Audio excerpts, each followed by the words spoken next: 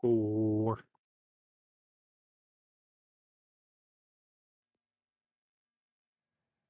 what up?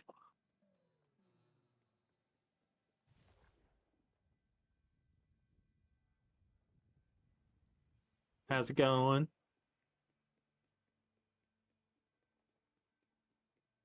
Nice.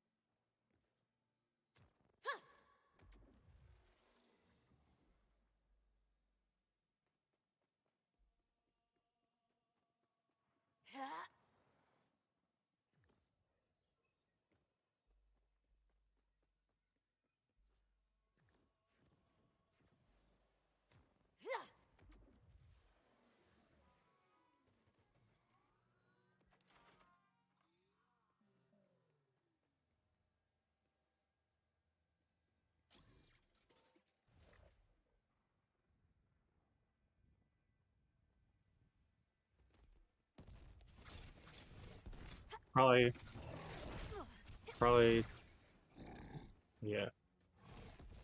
So I was just about to say.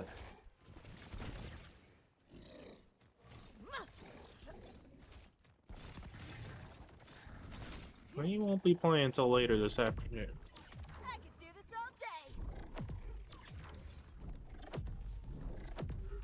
This is frightfully fun.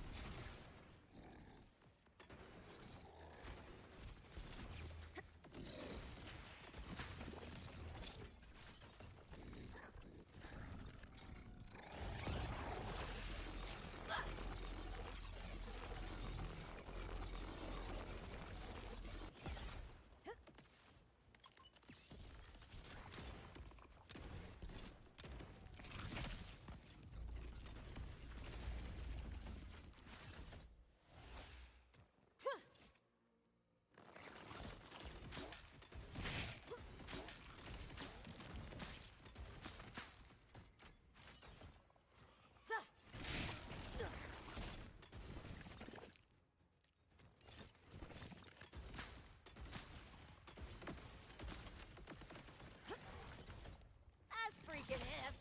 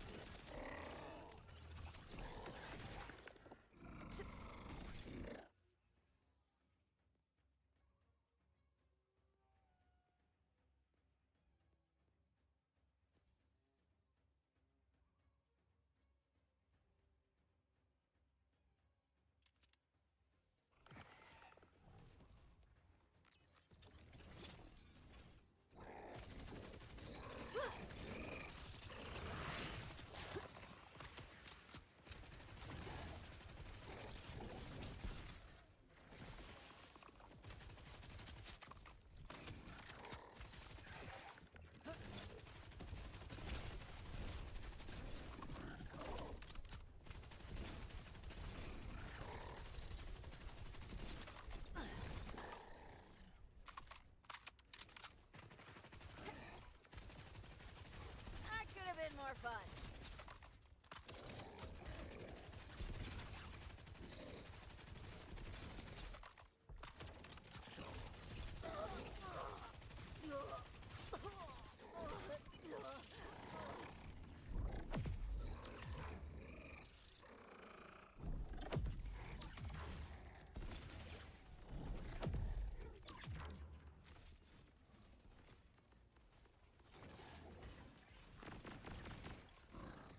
So easy.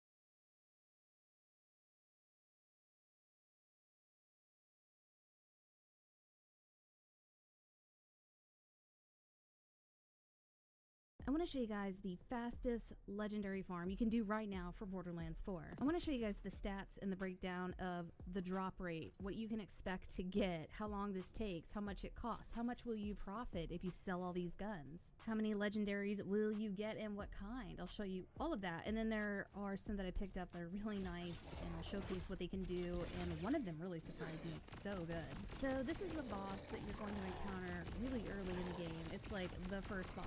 And his name is Splash Zone, and Flaptrap's going to send you over here to fight him. The first time you kill him, you're going to be able to buy the boss fight again with the Moxie's Big Encore board.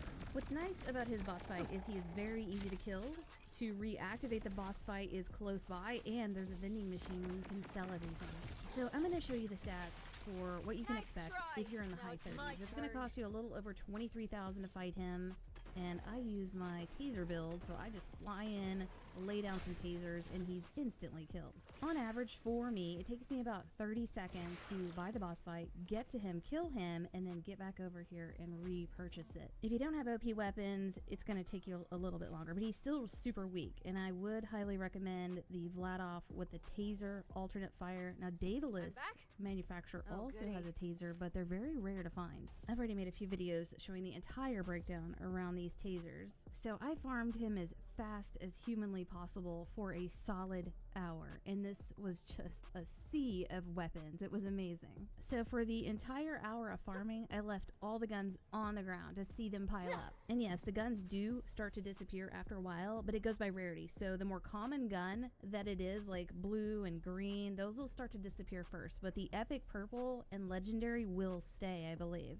So right here, I sold everything but the legendary. I left those on the ground so we could get a really good look at what I got after farming for 1 hour. And I know they said that they lowered the drop rates, but I really feel like they're frequent still, and I'm definitely not complaining. So all the other weapons I did sell, and I'll let you know what the profit was that I earned versus what it cost to buy this boss fight and how many times I bought it. So here's a quick breakdown. So the boss Splash Zone, I farmed for 1 hour, and it took about 30 seconds on average to kill him, and so for 1 hour that's 120 kills.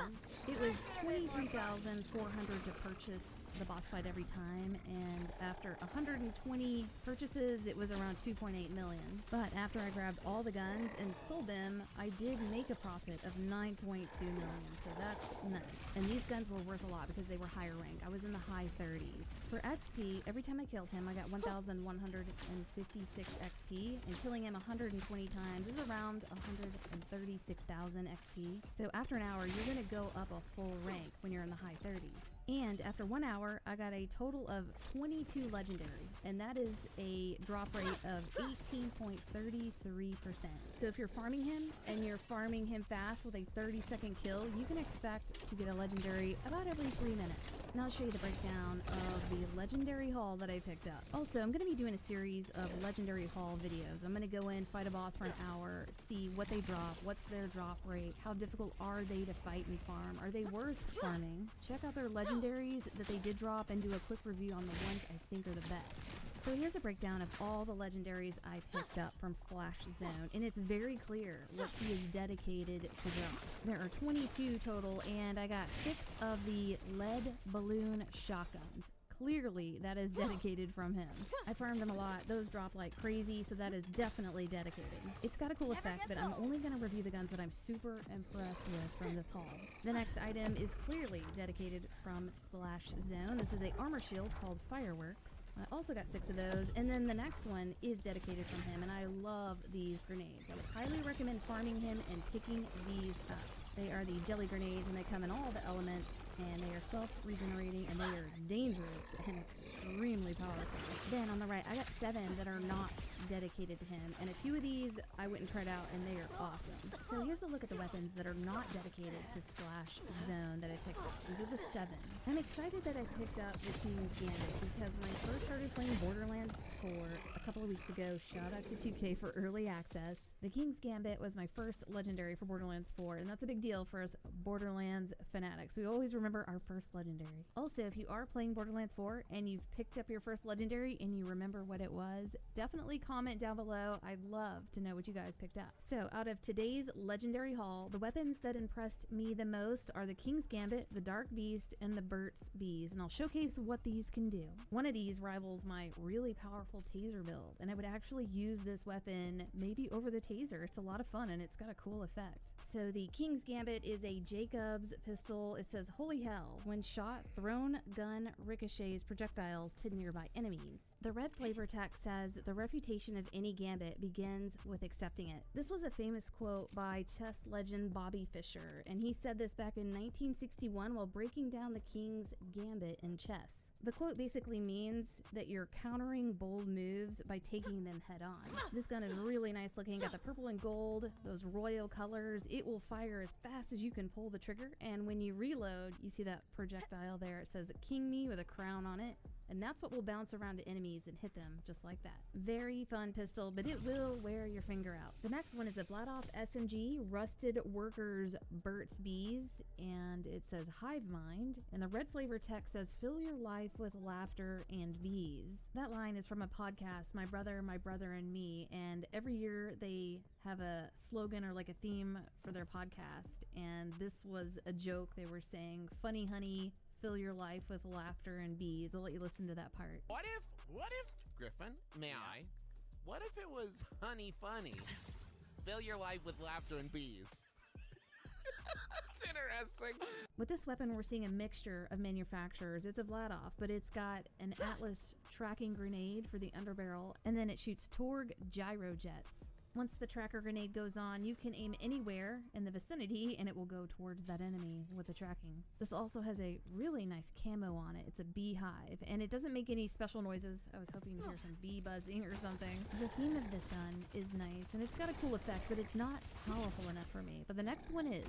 This next one is a dataless SMG called Dark Beast. It says Harley bullets pierce enemies and have a 5% chance when hitting an enemy to cause an explosion that deals 1,112 damage. This also has an alt fire with the tracker grenades, and you'll tag enemies that your projectiles will home in on for 8 seconds. Right here I got that 5% chance to get that explosion on an enemy right there. Very cool. Instantly after using this weapon, I noticed how strong it was. It's very smooth. There's very little effort with this weapon. You absolutely shred enemies. It's stronger than any other legendary I've been trying. I am a big fan of the Dark Beast. I'll be looking out for this weapon and actually using it. I've been really stuck on my tasers, but this one will pull me away from them. It's an absolute joy to play with, and you do feel very powerful with it, and again, it just shreds. I feel like you just have to put very few bullets into them, and it melts.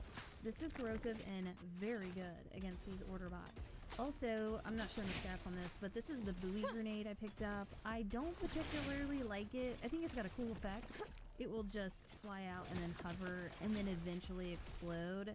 But I find myself downing myself with these because I'll run into them or whatever. They just don't get enough distance for me. But these are the grenades I run with, and I did get these from Splash Zone. Again, dedicated drop from him. These are the Jelly Grenade Ordnance Ripper manufacturer. This is Shock Element. They do come in all the elements. Fire is fantastic. It says self-replicating. Concussive knockback force is increased by plus 83%, and then they also teleport to their destination. I just find these super powerful, super fun. You can see how explosive they are. Really enjoy these. Pick these up if you can. But I hope you guys enjoyed this. And we'll see you next video. So wholesome.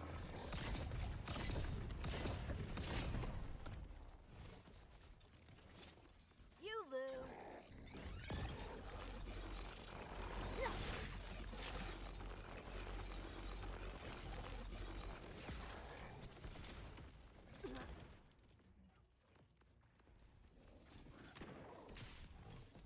Bye.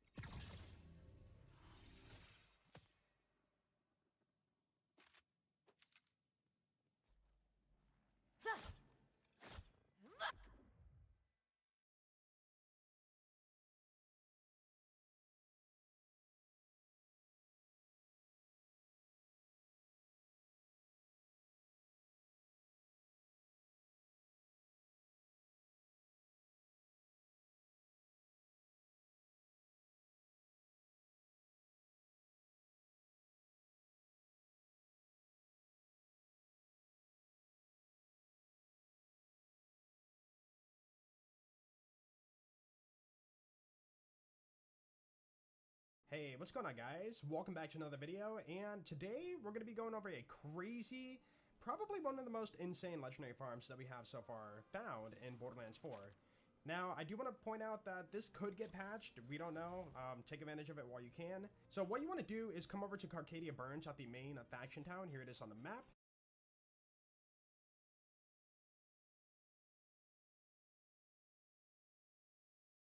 The carnivorans. In order carnivora. Other carnivorans you know and love are bears, hyenas, even seals we talked about last week. It just so happens, generally, all carnivorans can be placed into two main groups: cat-like and dog-like. Belliformia, Caniformia. And California. Belliformia, the cat-like group, includes, you guessed it, cats, the felix, and also mongooses, civets. When you think about it, those make sense. Cats evolved from a civet-looking ancestor. Also hyenas. I know, a twist. You might have expected them on the dog side, but on the cat side. Hyenas are full of surprises.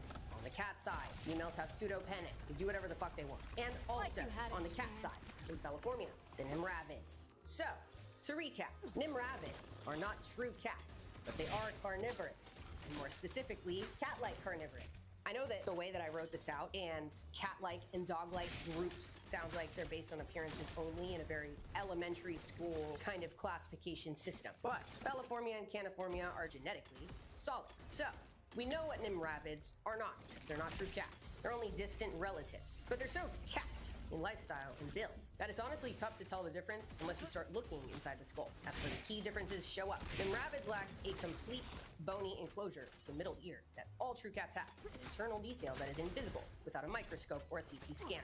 Yeah, fucked. They're false cats based on some CT scanning, microscopic shit.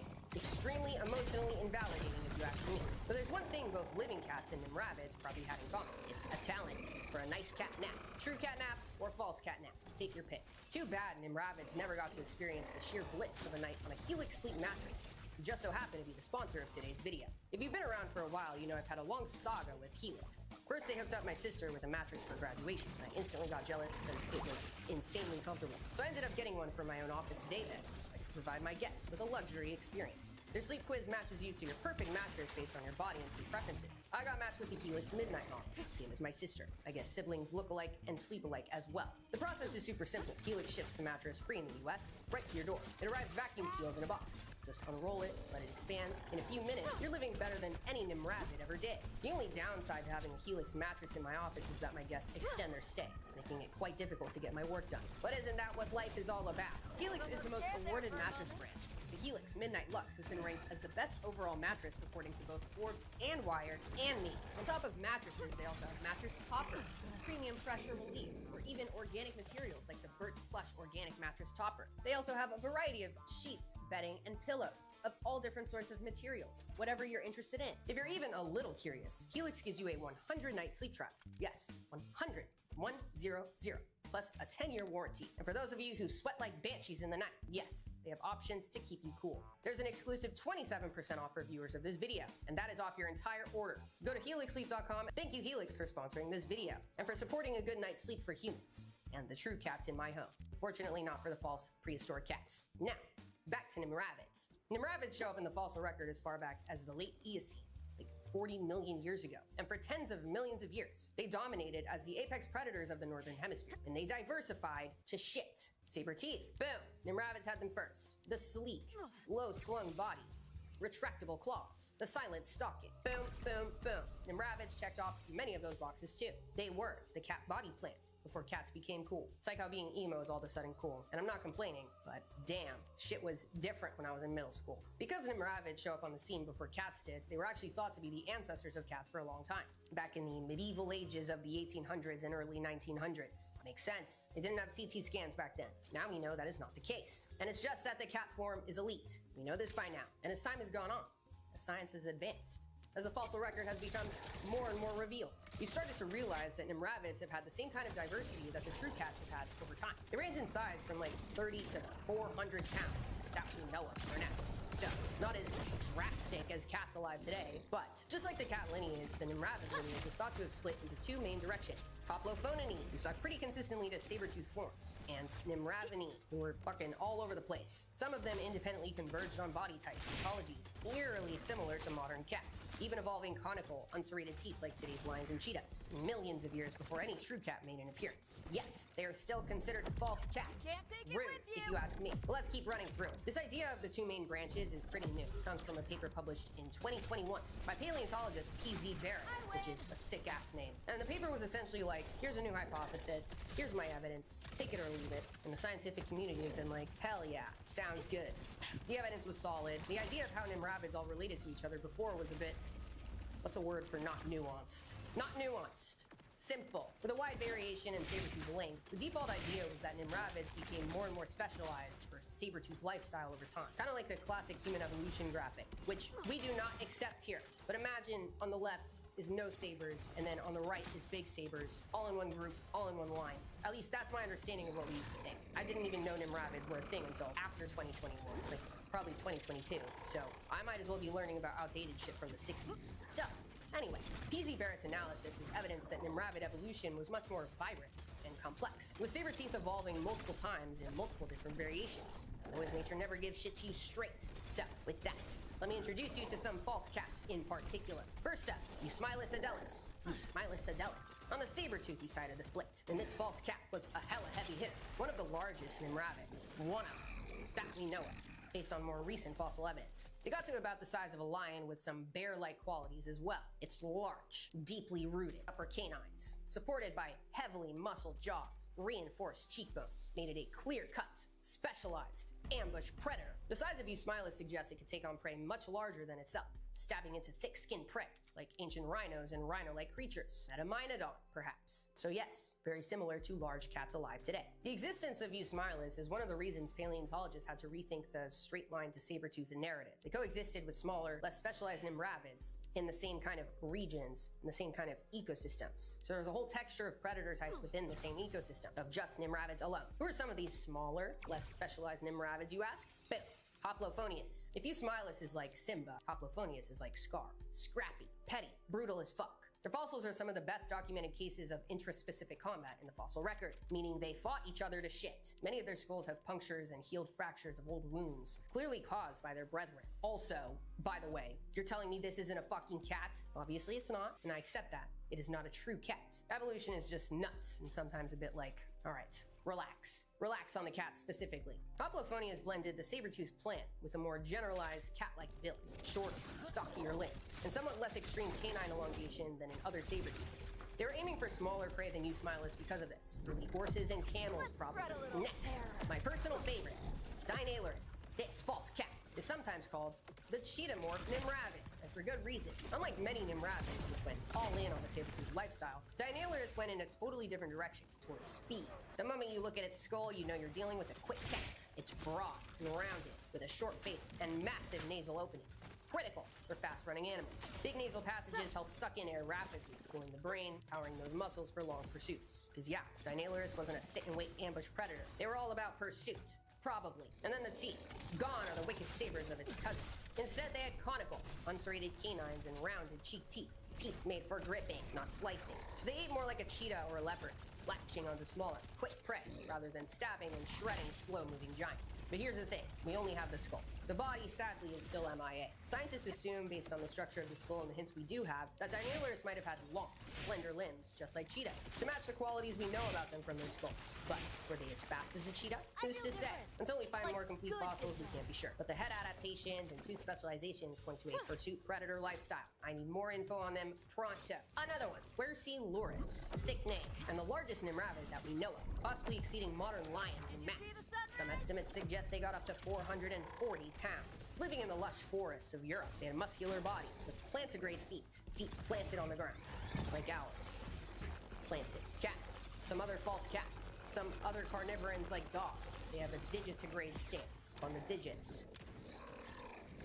But plantigrades like us also like bears, so almost bear-like feet and a robust build for ambushing large prey. Their premolars were nuts and hint that they could crush bone as part of their diet. So an Nimravid with some hyena-esque tendencies, as well as cat-like stealth, bone-crushing, Quercy-loris. You can't tell me that's not unbelievably sick as fuck. How about a little one? Eophilus, the little false cat of Europe. Unlike their heavyweight relatives, Eophilus was caracal-sized. Probably had a lifestyle more like small wildcats today, stalking birds, reptiles, small mammals, maybe up in the trees. Who knows? A lot of cats today are up in the trees. All we know is they were smaller false cats, probably doing the same kind of shit, looking the same kind of way that small true cats look today. And finally, the classic Nimravis. Not to be confused with the discontinued fixed blade knife that was fucking 80% of the search results when you look up Nimravis. This false cat is the OG Nimravid, the namesake of the group, and notable for not only fitting the profile of a classic saber-tooth pseudocat, but also for more direct fossil evidence of violent encounters between individuals. Yeah, again. Many of their skulls, including well-studied skulls, show punctures and heel damage that's a result of combat between competitors, usually going for the head. Yikes. So, Nimravis was probably involved in aggressive, possibly territorial battles, which is, yes, again, much like modern true big cats. So, once again, the false cats are showing up to be more like the OG cats, morphologically, behaviorally, and in diversity as well.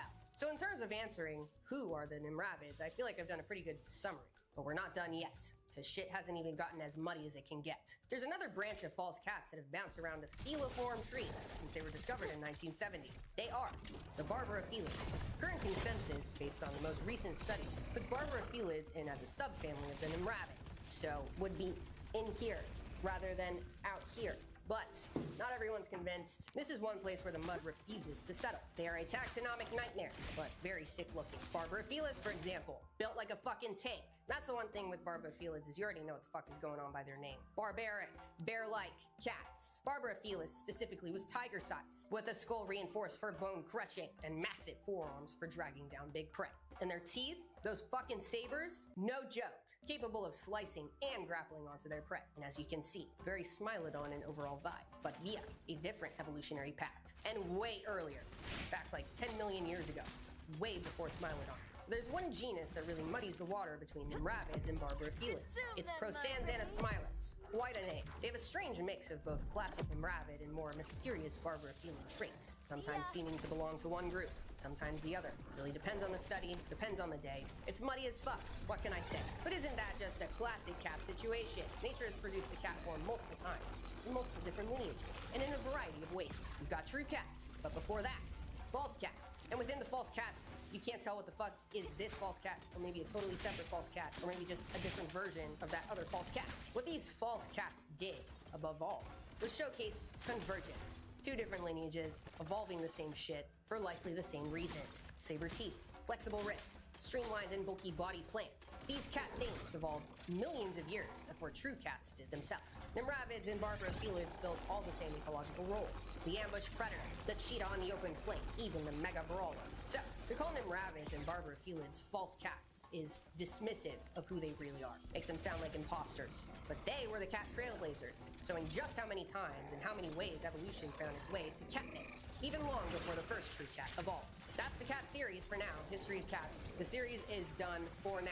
I'm gonna be moving on because I'm starting a new series. Kind of mentioned it in my Extinct series, the Human Evolution series. And I heard your advice, I read the comments, and I agree. The history and evolution of us is a little too long. The history of us sounds like we're gonna be talking about history. So I decided it's the evolution of us. Thank you for your comments. Thank you for your advice. Thank you for your concerns as well. The Evolution of Us, the first episode, will be coming out in 2 weeks. It's the next video that's going to be coming out on this channel because we're taking a little break to get this shit together. I'm very excited, and if you saw my note on the community tab, I did get a whole team together for this series. I'm very, very excited. So, I hope you're excited, and if you haven't yet, be sure to subscribe so you don't miss that first episode in 2 weeks. Check out my Patreon, where I'm actually, well, by the time you see this, it'll be done already, but I'm doing a live stream tomorrow, and I'm going to be doing live streams once a month. You're also going to be able to vote on future video topics and have access to the Discord server. And for now, stay curious. The world has a lot for us to learn. See ya! Ow! Hit the fucking Roomba.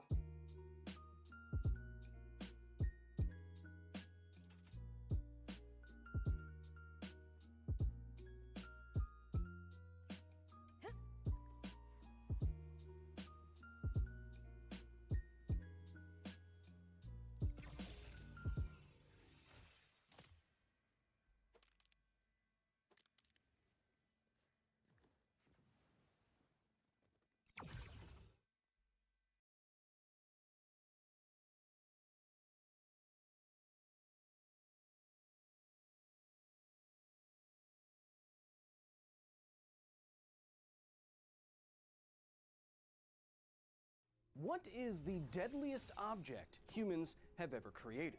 Some people will say the Kalashnikov and its many variants.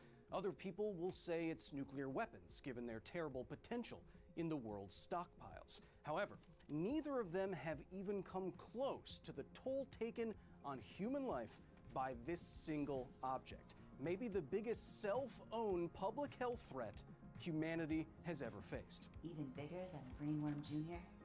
Unfortunately, Arya, yes, even bigger than that. Now entering the facility.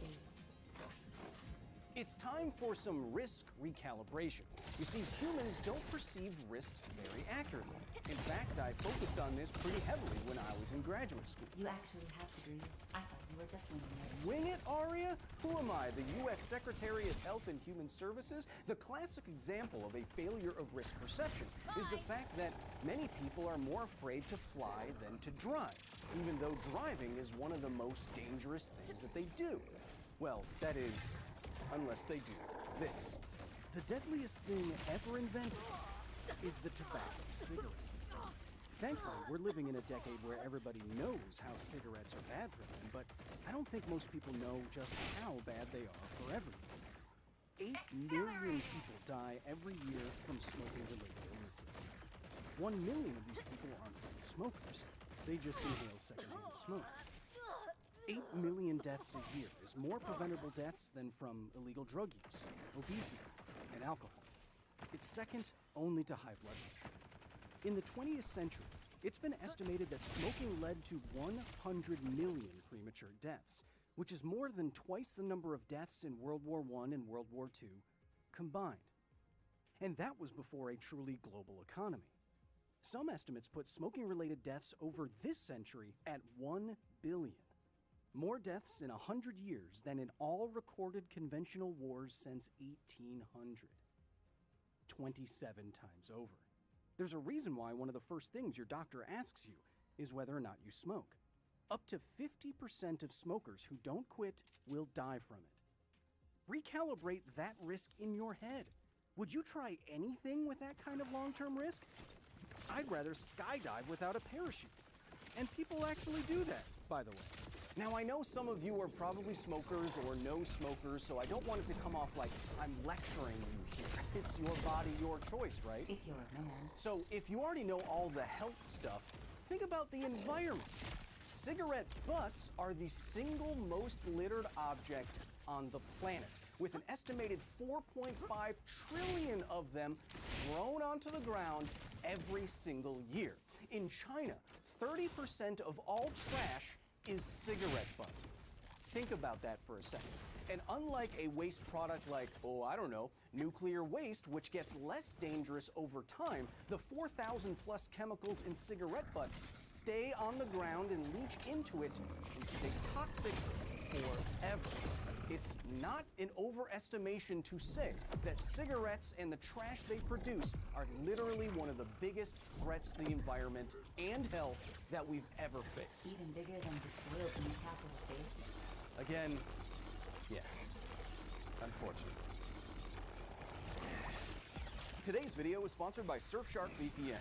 Gamers, I'm award-winning science educator and sci-lion Kyle Hill. You know, we go to a lot of interesting places here at the facility. Chernobyl, Fukushima, space, eventually. And I can't do so without first sending a lot of private information online to coordinate things. I can't do that without knowing that I'm secure, especially from Greg. Greg, I need to keep my private information online private. That's why I use the sponsor of today's video, Surfshark VPN. Surfshark VPN is a premium virtual private network service with over 3,000 servers in 100 countries that encrypts all of your information sent between your devices and the internet. You can use Surfshark services to bypass censorship, mask your IP address, or change your device's virtual location. Prompt critical to my nuclear work is that Surfshark VPN helps me travel. It masks my IP so that I get better deals on flights that aren't based on my location or device, keeps me safe on public Wi-Fi in the airport when I'm headed to another nuclear power plant, and it has a kill switch that will automatically disconnect me from the internet if my VPN connection ever drops. If you want a more secure surfing experience like me, go to surfshark.com/Kyle and use the offer code Kyle for 4 extra months free. And hey, there's a free 30-day money-back guarantee. So why don't you give it a try? Surfshark VPN. Keep yourself safe from the grips. A quick aside while we travel to the facility projection room. You know, when I was walking through Chernobyl, our contamination specialist, who is a heavy smoker, turned to me and said, you know, Kyle, it's not actually the chemicals and carcinogens in tobacco that kills you. No, it's the radiation. You see, there is radiation in the tobacco plant. Naturally occurring radium in the soil and in fertilizer gets taken up by the plant, and then when you smoke it, radium and its daughter products fill your home and fill your lungs, and that irradiates you. Now, that is true. What's not true is the rest of what he said. I looked this up later on, and no, the radiation dose that you can get from smoking cigarettes over time is not significantly contributive to the overall health effects of smoking. So, Don't be scared. just want to get that out there in Very case you've heard that factoid before. And I needed something to distract me from what happens on subways. You don't want to see what the Kevin next to me is doing. Where are your pants? As freaking if. Why do that in public? Oh, okay. Why do humans fail to properly assess the risk of cigarettes? They kill someone somewhere every 3 seconds, and yet, Oh, he's such a bad boy. indeed, cigarettes' perceived coolness is part of the problem. Another part, however, is cognitive bias. More specifically, the optimism bias. Humans do a lot of So risky easy. things. They bungee jump, they motorcycle, they platform one of the biggest misinformation agents on the planet. But the funny thing is, humans believe that risks are only risky for other people. Like we said, driving is one of the most dangerous things that you do. But be honest, when I show you a scary statistic like embarrassed this, for you. not one of you thinks it's going to be you. That fate is only for bad drivers, right? Similarly, smokers tend to believe that they are less likely to get a smoking-related illness than another smoker. Of course, if everyone thinks they are above average, half of them are wrong. The optimism bias is the bane of many public health officials. Not only does it make it less likely for people to consider the risk that you're talking about, it also makes those people less likely to take preventative action because they think they are less likely to experience those risks than the average person. And not all of these health challenges are the same. For example, cavities are one of the most prevalent chronic diseases in the world, and we've gotten people to take preventative action. But when something like a pandemic comes along, we can't get everyone on the same page. Why?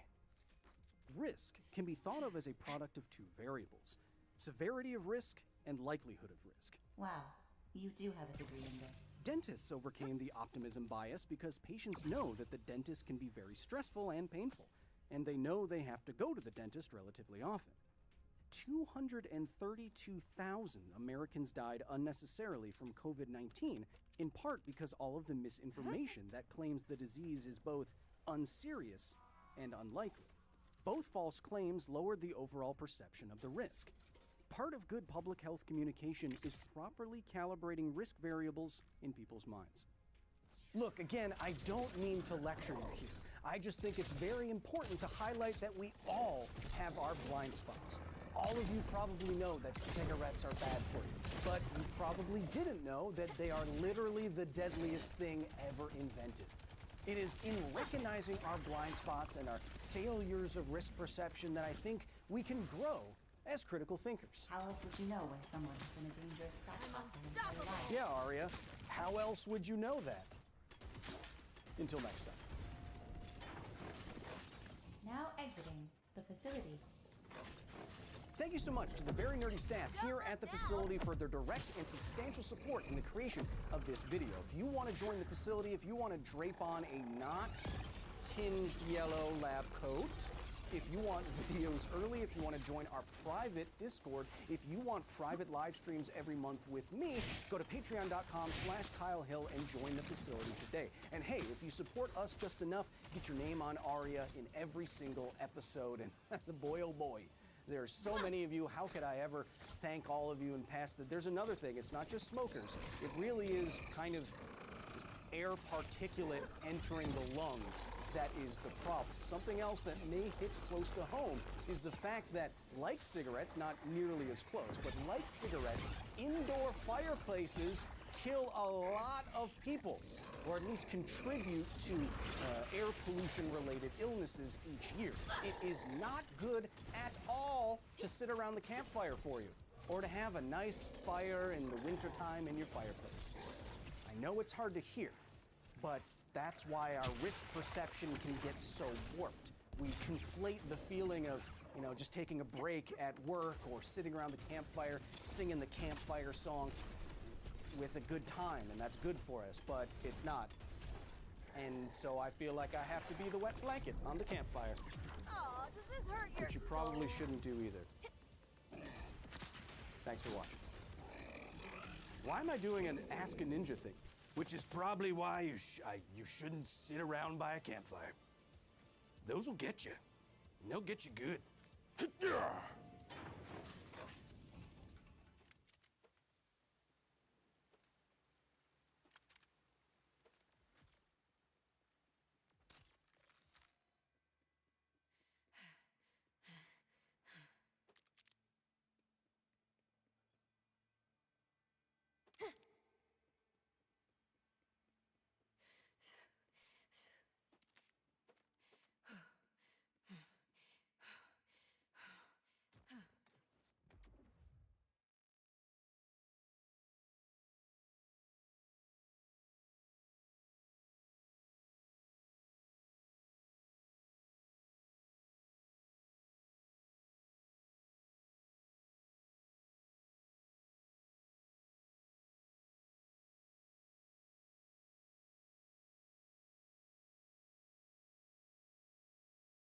What is up, you fine folks, and welcome to the... That's never happened before. I swear that's never happened before. It's the first time.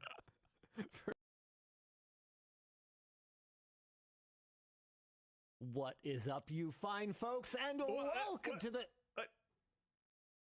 That's never happened before. I swear that's never happened before. It's the first time. First time. Look, I'm almost 40.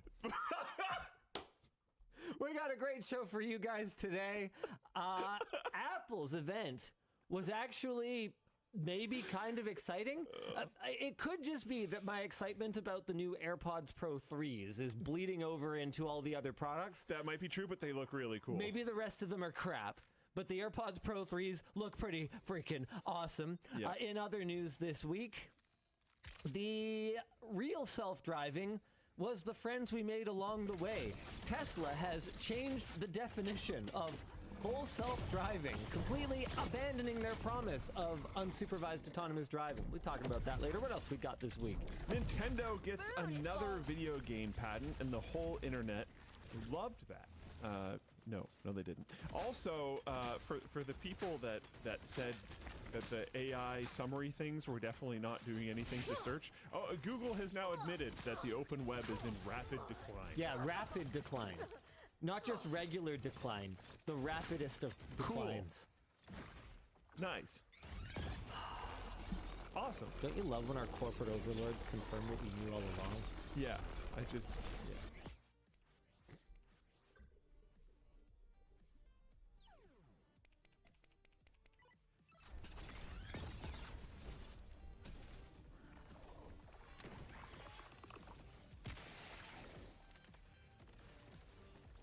The show today is brought to you by Proton, Bessie, Squarespace, and Delta Hub, alongside, of course, our wrap partner, D-Brand, our laptop partner, Dell, and our chair partner, Secret Lab. That's right, my friends. It's hard times. We have 7 sponsors on the way and show. We're gonna spread them out a little bit though. Kind of sprinkle them here and there. We need Always more feels the product listing ones. We need to just go full Sure, we could wear like Nike headbands and Like stuff. you had What's a that chance. movie? that movie. With Ricky Bobby? Gremlins. No, not Ricky Bobby. The music one. The music movie. La La Land. Was it What also the fuck a are you comedy? even talking about? It was a comedy. Walk Hard? No, I have no details for anyone. You're a great. Wayne's World. There we go. Oh my God. Why is it so The music one. with like the Pizza Hut breaking the fourth wall, Yes, talking right to yes, camera. Yeah. You know that every movie has music in it, right? Oh, I just whacked the mic. I'm sorry. You know, No, I meant Wayne's World. we knew that So Tired He's Kind of Drunk Linus was fun, but I don't think we knew that So Tired He's Kind of Drunk Luke was this fun. You're stupid today. So for context, I started my journey home at, I think it was like 4 p.m. Thursday Bulgarian time. Yes. And I have been on various That means forms something to me. of transportation ever since then. Perhaps completely Planes, Trains, and nonstop. Automobiles. Another great movie with music in it. 3 planes, 3 trains, 2 Ubers, and 1 Emma picking me up from the airport. That was the chain of events that had to get me home. And 2 of the planes were late.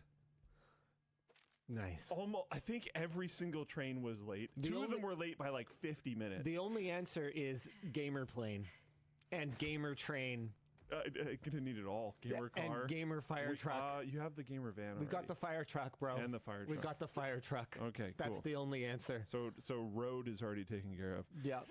Oh, okay. Where are we? Apple product launch. Apple is launching a ton of new products on September 19th. They are all getting their new square sensor center stage front cam. Okay, I swear. I don't know if I ever said it in a video or if I ever told you, but I totally thought of this idea like ages ago. Did I ever talk to you about the idea of having a square sensor so that you could just like shoot landscape like this, or so that you could just shoot square and then you could like I crop it remember later this. and it could just have safe zones on I don't it or know whatever? when you had that idea, but I remember this vaguely. I don't even care who had the idea first. I love that Apple is doing this. So their new selfie cams on the iPhone 17 lineup just allow you to go, oh yeah, I'm taking a vertical selfie. My friends who are paid by me are now nearby. They don't want to get that close right now, apparently. Yeah, there we go. And boom, it'll just expand the frame and use additional sensor in order to fit them. Okay, it's powered by AI, Apple Intelligence, which means it will probably suck for a bit. Yeah, I wonder what the AI is doing. Hopefully not much. Hopefully very little. Yeah. And if all it's doing is recognizing human faces, which Then sure. realistically machine Was learning has already been doing that. pretty good at for a minute or two. Very effective. Very good. Then I see that as just an outstanding feature. They all get the new Ceramic Shield 2 front glass. I mean, Apple's front glass has been for a while now. Original Ceramic Shield was already awesome. This new one, I mean, presumably could only be better. But that's not necessarily true, because we have seen cases where from one iteration of Corning Gorilla Glass to another, sometimes there are trade-offs. Like you gain some drop resistance, but you lose some scratch resistance, and so on and so forth. They also all the new iPhones start with 256 gigs of storage, and even the base iPhone 17 is now 120 flippin' hertz on the display. That's pretty That sick. brings them up to speed with cheap Android phones from years ago. But what it also does, if we can sort of put away the snarky hat for a minute, is it takes away the obstacles that many iPhone upgraders who are sitting there going, okay, when are they going to do it? When are they going to do it? When are they going to do it? I want those features that have been highlights of the Pro series, but I want them on the regular iPhone because I don't want to spend $2,000 US on the top spec iPhone 17 Pro Max. I think is $2,000. What a name. But it has 2 terabytes of storage in it. That is absurd. The lineup just honestly looks really good. The only thing this like base model iPhone 17 though, like actually looks pretty killer. I mean, Apple's SoCs have been just plain better for a very long time at this point. 8 gigs of RAM is plenty for iOS, even if we realistically do need more to run Android really smoothly with heavy task switching. 6.3-inch display, 48 megapixel. So yeah, it has two 48 megapixel sensors on the back. Personally, this actually is a tough one. I was about to say I don't use my telephoto much, but the times I use it, boy, do I ever like it. So I shouldn't even say the times I use it because I don't have a telephoto. I'm running a Pixel 9a right now, but Yvonne on her S23 Ultra had a really great telephoto, and if we were at a kid's concert or whatever, her phone was the only one of ours that was even remotely useful. So having a telephoto lens when you need it can be pretty nice. Up to 30 hours of video playback, $800. That's a lot of money. It is a lot of money. That's a especially lot for of money. A base model. But it is the current gen phone, which gets one more year of product support compared to if you buy a last gen one for less. And it's not more than last year. It's the same starting price as last year, but we get a 120 hertz display. We get more storage. So I'm not even in a world where basically everything is going up in price. Yeah, it's like the sequel to Waterworld. It's just Inflation World. It's starring Kevin Costner, whose sense of self-importance has inflated at the same level as money over the last 30 years. To be clear, I don't hate Kevin Costner. I just think he seems to think he's a lot more relevant than he is, that's all. I have no idea.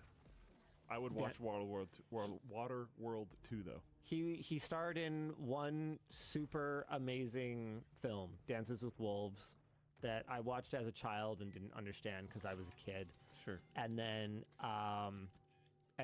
he was in that movie with Ashton Kutcher that I thought was solidly okay. What movie is that? I don't remember. It involved like rescuing people, I think, and a Okay. helicopter. Can't remember. Scrappy DP says he wants to own Montana. That wouldn't even necessarily surprise me that much. The Guardian. The Guardian, yeah, I found it, yeah. The Guardian. Oh, this guy. Oh, this guy. He says about Kevin Costner. How do you avoid? I think the people genuinely want to know. How do you avoid knowing about celebrities? Because they're everywhere. Don't care. I just like deeply don't care. But they're everywhere. I think that's why though. I have a rather intense level of lack of care. So I'll like recognize her face a little bit. Right. But like, I don't know. Right. So you know which one is Kevin Costner, right? You know. Yeah. So you know who Ashton Kutcher is then. In the photo. Yeah. Anyway, I forgot, and then I was like, "Oh yeah, he did the like that TV show, that 70s show or whatever. He's on there, right?" Yeah. Yeah. Yeah. Right. Him and the Rapist. The Rapist. Oh yeah, you don't know about that? No. Yeah. See. Yeah. I don't follow. Yeah, don't worry about it. Yep. So the most controversial new iPhone is, of course, the iPhone Air. It uses the A19 Pro processor, so it uses the same chip as the 17 Pro. It has 12 gigs of RAM, like the 17 Pro. It has a 6.5-inch display, which is kind of in between the 17 Pro and the 17 Pro Max, but it does give up some things. So it has a 48 megapixel single main camera, rather than having multiple shooters. It has the new C1X modem, which we don't know if that's giving something up or gaining something. Yeah, we'll see. If I had to guess, I'd say that, and I could 100% be wrong about this, if I had to guess, I'd say the C1X is super efficient, but maybe compromises somewhere else, where the full-size phones with their full-size batteries didn't need I was to. gonna say, if it was just raw better, I feel like they would put it on other ones, but I also feel like this is kind of like an experimental device to a certain degree. It is eSIM only and only boasts 27 hours of video playback rather than 30 for the iPhone 17, 33 for the 17 Pro, and a whopping 39 hours for the 17 Pro Max. There are some extra benefits, maybe? So this was something that is always fun to watch Apple do. You remember when they went unapologetically plastic And then they were like, actually, fuck plastic. Plastic's fucking stupid. Like immediately after that, and just pretended that never happened. Oh, yeah. Yeah, you remember that. Okay. So do you remember how on their Pro models, Apple leaned super hard into titanium? iPhone's titanium. You know, like they're titanium. Yeah. Okay. So that happened. And then the new iPhone 17 Pro and Pro Max came out. It's a song. Okay. What song is that? It's called Titanium. What do you that think makes it's sense, called? to be honest. David Guetta or whatever it is. See, I don't know. Like okay, but let's back up again. You see images and read words, right? Oh, right.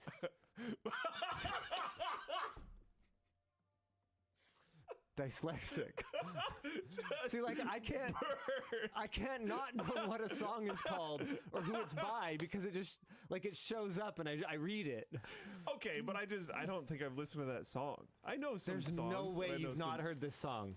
There's actually it's completely impossible that you have never heard this song. If you Hold play on. it, we're gonna get more ad It's block worth than we it. did from you talking about the guy It's on worth it. 70 I don't show. even care.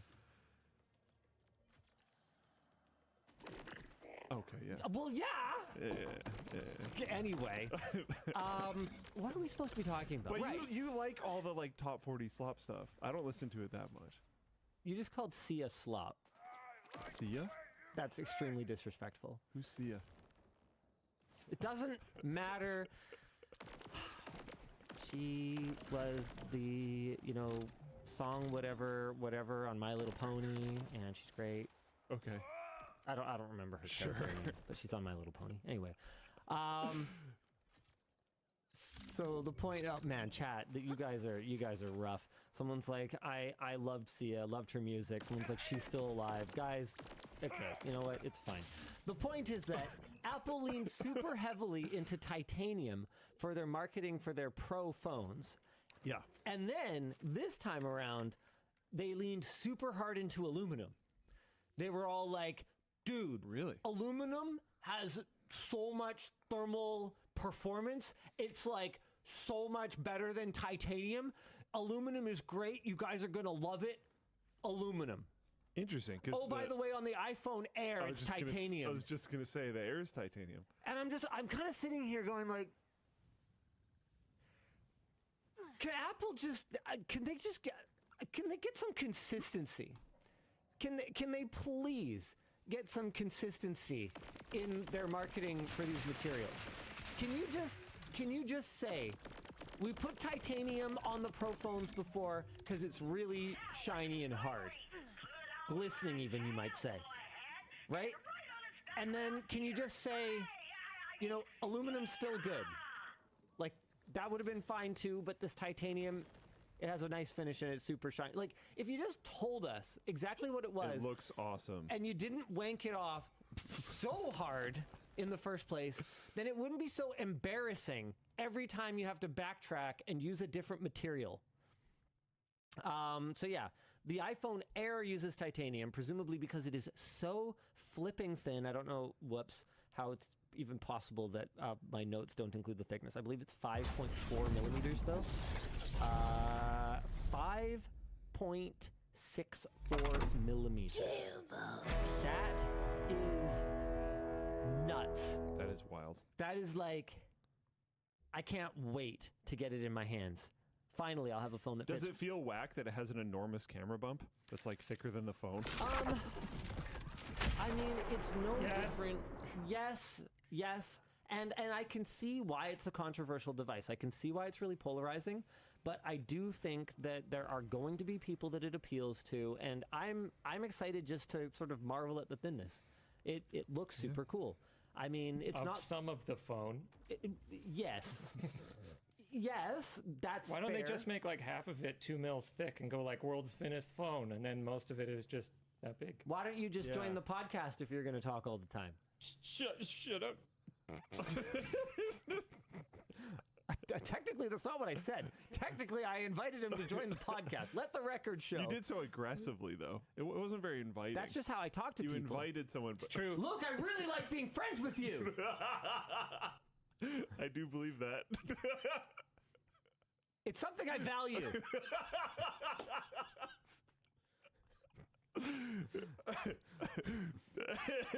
Come over tomorrow. Okay. So where were we? Okay, I'm excited to check it out. I'm a little less excited about the 17 and the 17 Pro and the 17 Pro Max, but they are far from the biggest disappointment. I think the biggest disappointment, sort of broadly in the tech community, is where the fuck is a replacement for the Mini? We haven't gotten a new Mini since, what was it, 12 or 13? Dan, do you remember? Does anyone know? Let me know in the chat. I believe it was either iPhone 12 or 13 generation. 13. So it's been 4 freaking years. People who are still rocking minis, people like liked it too. Andrew in the camera department loves his Mini, and he's just like, "Yep, it's getting a little long in the tooth. Anytime now, Apple, give me a new Mini." And personally, even though that one is sort of more broadly upsetting to people, I'm actually bummed that the iPhone 17 Plus isn't a thing. Because I thought the 16 Plus was a great middle ground. It gave me the bigger screen that I wanted, but it didn't give me any of the paying a couple $100 US extra dollars for things that I don't really need that the Pro had. So if there was a 17 Plus, that would honestly be the one that I would be most interested in this generation, especially now that it has 120 hertz refresh rate. And yeah, that's probably the only thing that I was really missing out on with the 16 Plus when I did my daily driver challenge. So we're actually going to mix up the daily driver challenge this time around. The title of WAN Show today is I bought my iPhone, and I did, but I bought all 3. And so what I'm going to do is I'm going to use all the pockets in our awesome cargo pants from lttstore.com, and I'm going to carry them all. And I'm going to see which one I gravitate toward. Can you, like... So we'll do all the unboxings on Short Circuit, and then basically I'm going to see which one do I actually enjoy using the most. Interesting. Yeah, because I literally don't know. I don't know if the Air is going to entice me. Could you dupe your SIM? Okay, so the Air is eSIM only. That's interesting. So that is interesting. Theoretically, I believe yes. But generally speaking, I use my cellular connection almost not at all. So, and what I've been doing over the last little while, actually, because just hotspot like crazy. I've had more issues with Graphene OS. Okay, that doesn't mean that you shouldn't use it. Okay. It just means that I think I'm done with it. I might be kind of screwed anyways. I've been trying to diagnose it over the last couple of days. I might be able to just repair it. I don't know, but the USB port on my phone might be like super dying. Bummer. Yeah. I mean, do you need it? Wireless charging? Oh. Like, I don't know. Cloud Sync? I have literally 0 of those. I mean, could get some. There's this thing. I could join the money. new age. It can be exchanged for goods and services. Like it's. I'd prefer to not. Yeah, I know. I know. Oh my God. Do you know how many people think that you are like destitutely poor? Oh, I'm good. Because of like the way I'm doing fine. I know. I know. They don't. Anywho, I don't mind plugging something in. I don't know. This doesn't feel like a. Me neither. I actually plug in every day. Yeah, too. like I don't know. Yeah. I do find some of the like what is the name of it on Android? Because MagSafe for iPhone, right? Yeah, I don't know. It's whatever called the magnetic one is. MagSafe ripoff. For sure. Pixel Snap, I think. That Google is calls kind it. of neat in G2. some applications. Yeah, it is. I could see that, but yeah, it's great for the car. Yes, but almost nowhere that I would actually have my phone. Yeah. So like, I haven't really cared. Yeah. When I'm going to sleep, I can plug my phone in. It's really not a big deal. Honestly, I'm the same. Like Apple, like so many of the sort of the Apple user reasons why I should accept nothing less than an iPhone, they don't resonate with me, and MagSafe is definitely one of them. I have Android Auto and CarPlay in my car, so I just put my phone down or I just leave it in my pocket. It's wireless in both of our main family vehicles now, so I don't need to charge my car. Man, battery life on the Pixel 9a and on the latest iPhones is like so good. I'm at 75%. Pixel, yeah. The 9a specifically has just flipping outstanding battery life. I've heard great things about the 9a specifically from like a ton of people. Well, it is not a perfect phone. No. But the battery life is great. It's outstanding. That's Best I've ever seen on an Android. Okay, what are your downsides? Because I care about very little outside of battery life these days. It's just kind of a butthead sometimes. It's just kind of like dumb sometimes. Like I'll go Is to that do, just a I'll go, okay, Pixel there. problem? I held down for voice and it's like, oops, something went wrong. And it's like, why? Why do you just randomly do that a lot of the time? Just like it's just not perfect. That's all. And whenever I'm recommending, sounds like it might just be pixel issues. Well, it might be. It might also be that I'm using SwiftKey, and no one at any point ever tried SwiftKey on a Pixel and noticed, oh, hey, this doesn't work. We should probably work with our partner, Microsoft and or Google, to address it. Like, whatever. So it's not perfect. I do get some buggy behavior, so make of that what you will. But the battery life is great. Back to Graphene OS for a second. Oh no! We're gonna have to get Wesley some more UK shirts. It's really cool. I'm sure he's outgrown the other ones by now. My God, is it ever snappy? Like, it's so responsive. Battery life also outstanding. Like, this is the one I've got my sim in right now, and it's at 99% today. And I have used it today, but very little. But I have used it, and it's like it just at idle, it like sips power. It's everything that a Pixel already was, but like it's more secure and it's kind of snappier and more responsive. It's just that when you go to do something new that you haven't done before, like say for example, same thing. If I wanted to use voice dictation in order to do something, I might have to hold this button where it will say voice typing. To use voice input, you must download and install Google Voice Search. Download. It takes me to Google by Google LLC, and it's installed. So I click. I don't know. I go back, and then I don't know. I try again, and then it download. And oh no, not that. Okay, hold on. Wait, there's a thing in between. Oh, I'll try the download there. No, wait, that just brings me back here. And I could solve this. I'm sure I could solve this. I mean, I have a Graphene OS team member in my Discord that I So it's like a Linuxism. I probably will ask how to solve this, but it takes a special sort of person to feel like fucking solving something like that instead of just using their phone. And you know what? Sometimes I'm that kind of person. But for my phone, I don't think I am, at least not anymore, at least not right now. And for me, where my privacy is quite compromised already, which isn't to say that this is the right answer for you. Yeah. I'm not sure if I'm not sure if it's worth the work for you specifically. Feel like it right now, because remember too, the issue is that I switch phones all the time. I can't have like it be a hassle every time I go to do something on. For hardware reviewer Linus, it might not be. Like I've got at least, I still haven't done the Fold 7 because I've been putting it off because I've been kind of forcing myself to wade through this sort of Graphene OS thing, and I think this is it. What? I think this is it. I think what's it? This is it. This. Oh, is this your iPhone sets or what? Sorry, what are you doing? Oh, you're popping your SIM out. Yep. I've had the SIM. I've had the SIM in the Graphene OS phone. I think this is it. And to be clear, like, we'll give it a fair shake. Jordan's going to be working on the video with me, so it'll be partly like and my just notes. because, like he already said, I'm just going to reiterate here. Just because it might not be for Linus has nothing to do with it being for you or not. Yep. He is a very unique user of phones. It is extremely probable that his style is not yours. And there are things that I enjoyed about it a lot.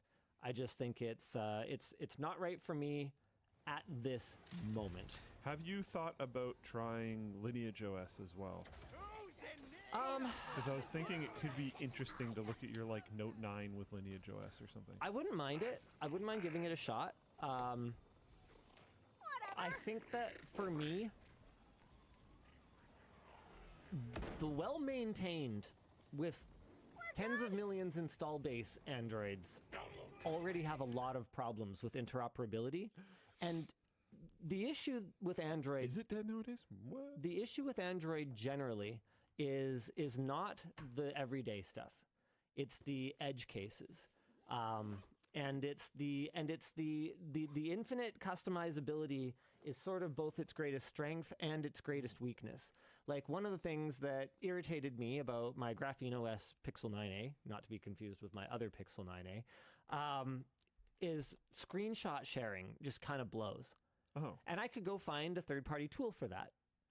But like as it is right now, right? What's like, your flow for screenshot sharing? When I grab a screenshot, okay, so I go to share, and then I go to edit. I'm just a boomer. And then so now I can crop, right? So I'm in the interface where I can like crop and do stuff. Where the is my share button? There's no share button in this interface. So on my Pixel that is running Pixel OS, I take my screenshot, I go to share, and then if I want to edit it, I can like edit, and then I can share it immediately because that was what I intended to do. So there was more consideration for the user intent, and I can obviously save and then go share this, but it's an unnecessary extra step. And why? How about I just don't? The other thing is that you can share it and then it just like won't save to your gallery because I don't want this forever. Or I can save it and share it. I have the option as part of that flow on here. Okay. And so yeah, the option's like, cool.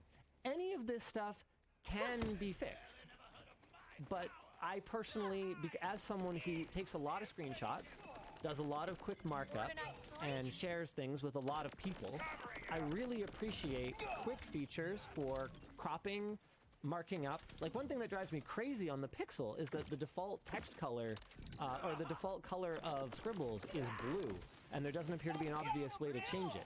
Why would the default be blue? Markup, like, whatever the word I'm looking for. Standard markup color is red. So it should probably just be red. You're probably just trying to be trendy and cool or something. I don't know. I don't know what you're trying to accomplish here, but maybe there is a way to change the default, but I would really rather that it was red as my default markup color. And so strong markup tools, and then easy access to like a really good sharing menu that's really smart about who it recommends to me means a lot to me. I don't use that menu because I find that even on proper Android, it is so dumb. Yeah, it's really obtuse. Yeah. Like, I find it a lot faster to not use that menu. Probably 60% of the time I send the screenshot to anyone, it's to Yvonne in WhatsApp.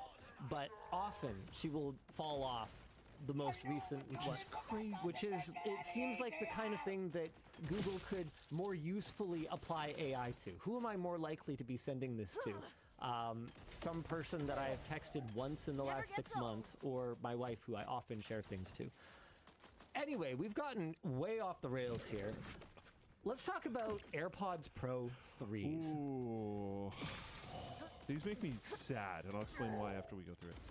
Up to 2 times active noise canceling performance. Now, I don't know exactly what that means, because you got to remember that like decibels are not a linear measure, and our perceived loudness of sounds is highly contextual depending on what else is going on around us. Yeah.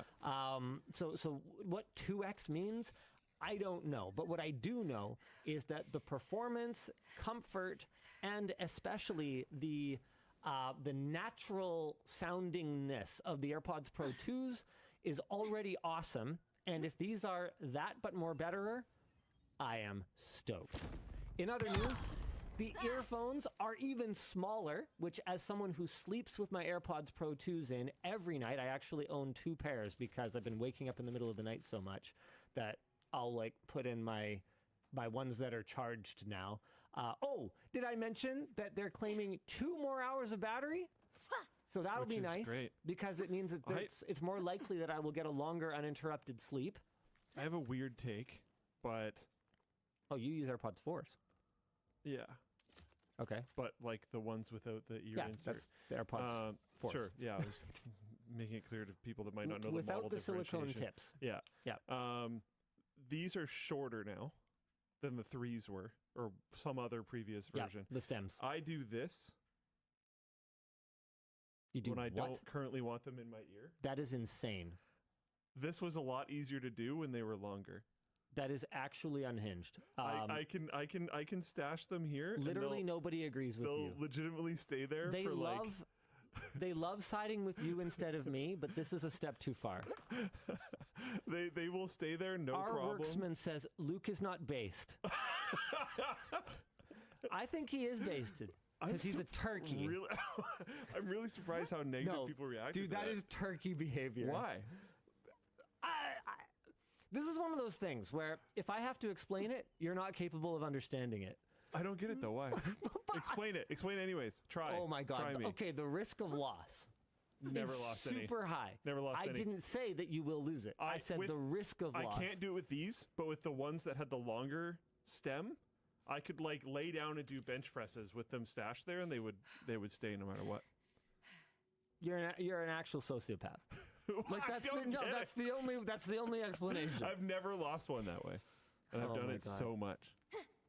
Kifrig Someone says, just tried it and said, "Wow, it actually stays on quite well." Yeah, it does. Kifrick said that's not so bad. Jade de Duval says that's actually insane. So you know what?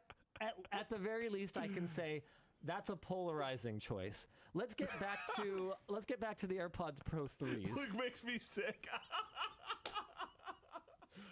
Everyone's gonna unsubscribe. Wow. Are there fascinating reaction? any internal transfers for positions available right now? You know I do this. I've done this in the gym with you.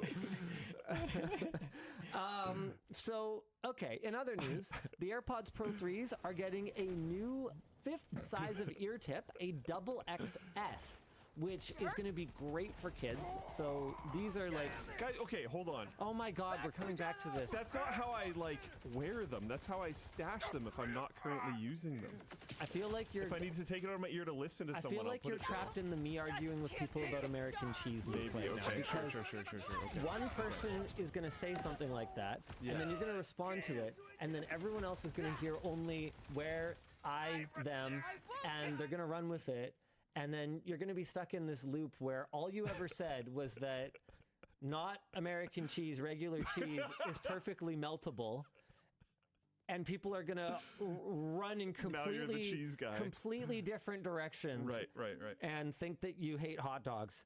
So, yeah, let's move on from this topic. This will be great for kids because, like, on a plane or whatever, I'm trying to think. We never did it in restaurants. We've only occasionally done it in the car. I think that's like the iPad parenting time for me, is on the plane. We'll just give the kids the phone, give them the iPad, give them the headphones. There's 3 of them, right? The plane is acceptable. So they sit in their own row. We're not even there. Sure. And we just have a flight by ourselves. What's and the our kids... alternative? They just watch movies anyways. So yeah, that's gonna be great because I've got little girls and they have little ears, and smaller ear tips is gonna be awesome. Not that I'm gonna get my kids the new ones anyways. They're gonna get my hand-me-downs, so whatever. But they've got a new ultra low noise microphone apparently, multi-port acoustic architecture. So does that mean they have multiple drivers? I'm actually not sure. I haven't looked into them that much yet. I'm not working on my video yet because we don't get early access to Apple hardware.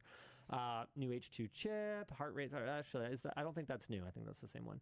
Heart rate sensing though. So for people who work out, this could be useful, I guess, if you don't want to wear a watch. I guess there's some moves you wouldn't want a watch on for, right? For sure. I like this, actually. I think that's very cool. This is one of the things that, like, I was like, I'm sad about this. I'm sad about this because I can't get the pros. That could have been more fun. Right, because he doesn't like silicone.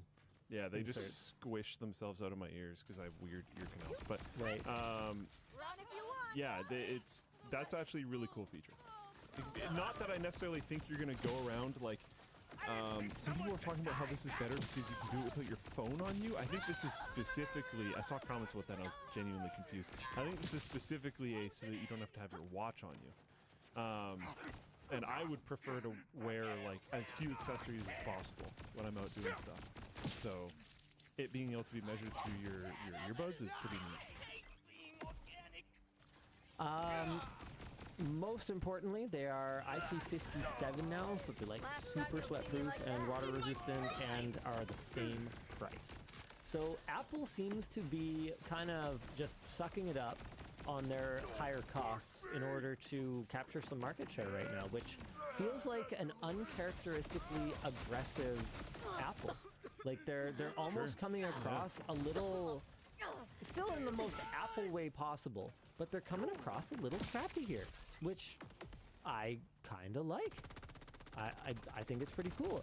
Do we expect them to put a removable battery in them anytime soon? No. Nope. Go f yourself. They're still Apple, but the AirPods Pro 3s, those were an immediate order for me when I saw them. Some people are saying that the new ear tips are foam and silicone, and that they have some new thing.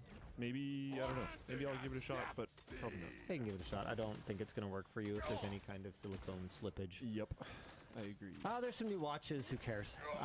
Let's move on to a new topic. I mean, does anyone love the Apple Watch?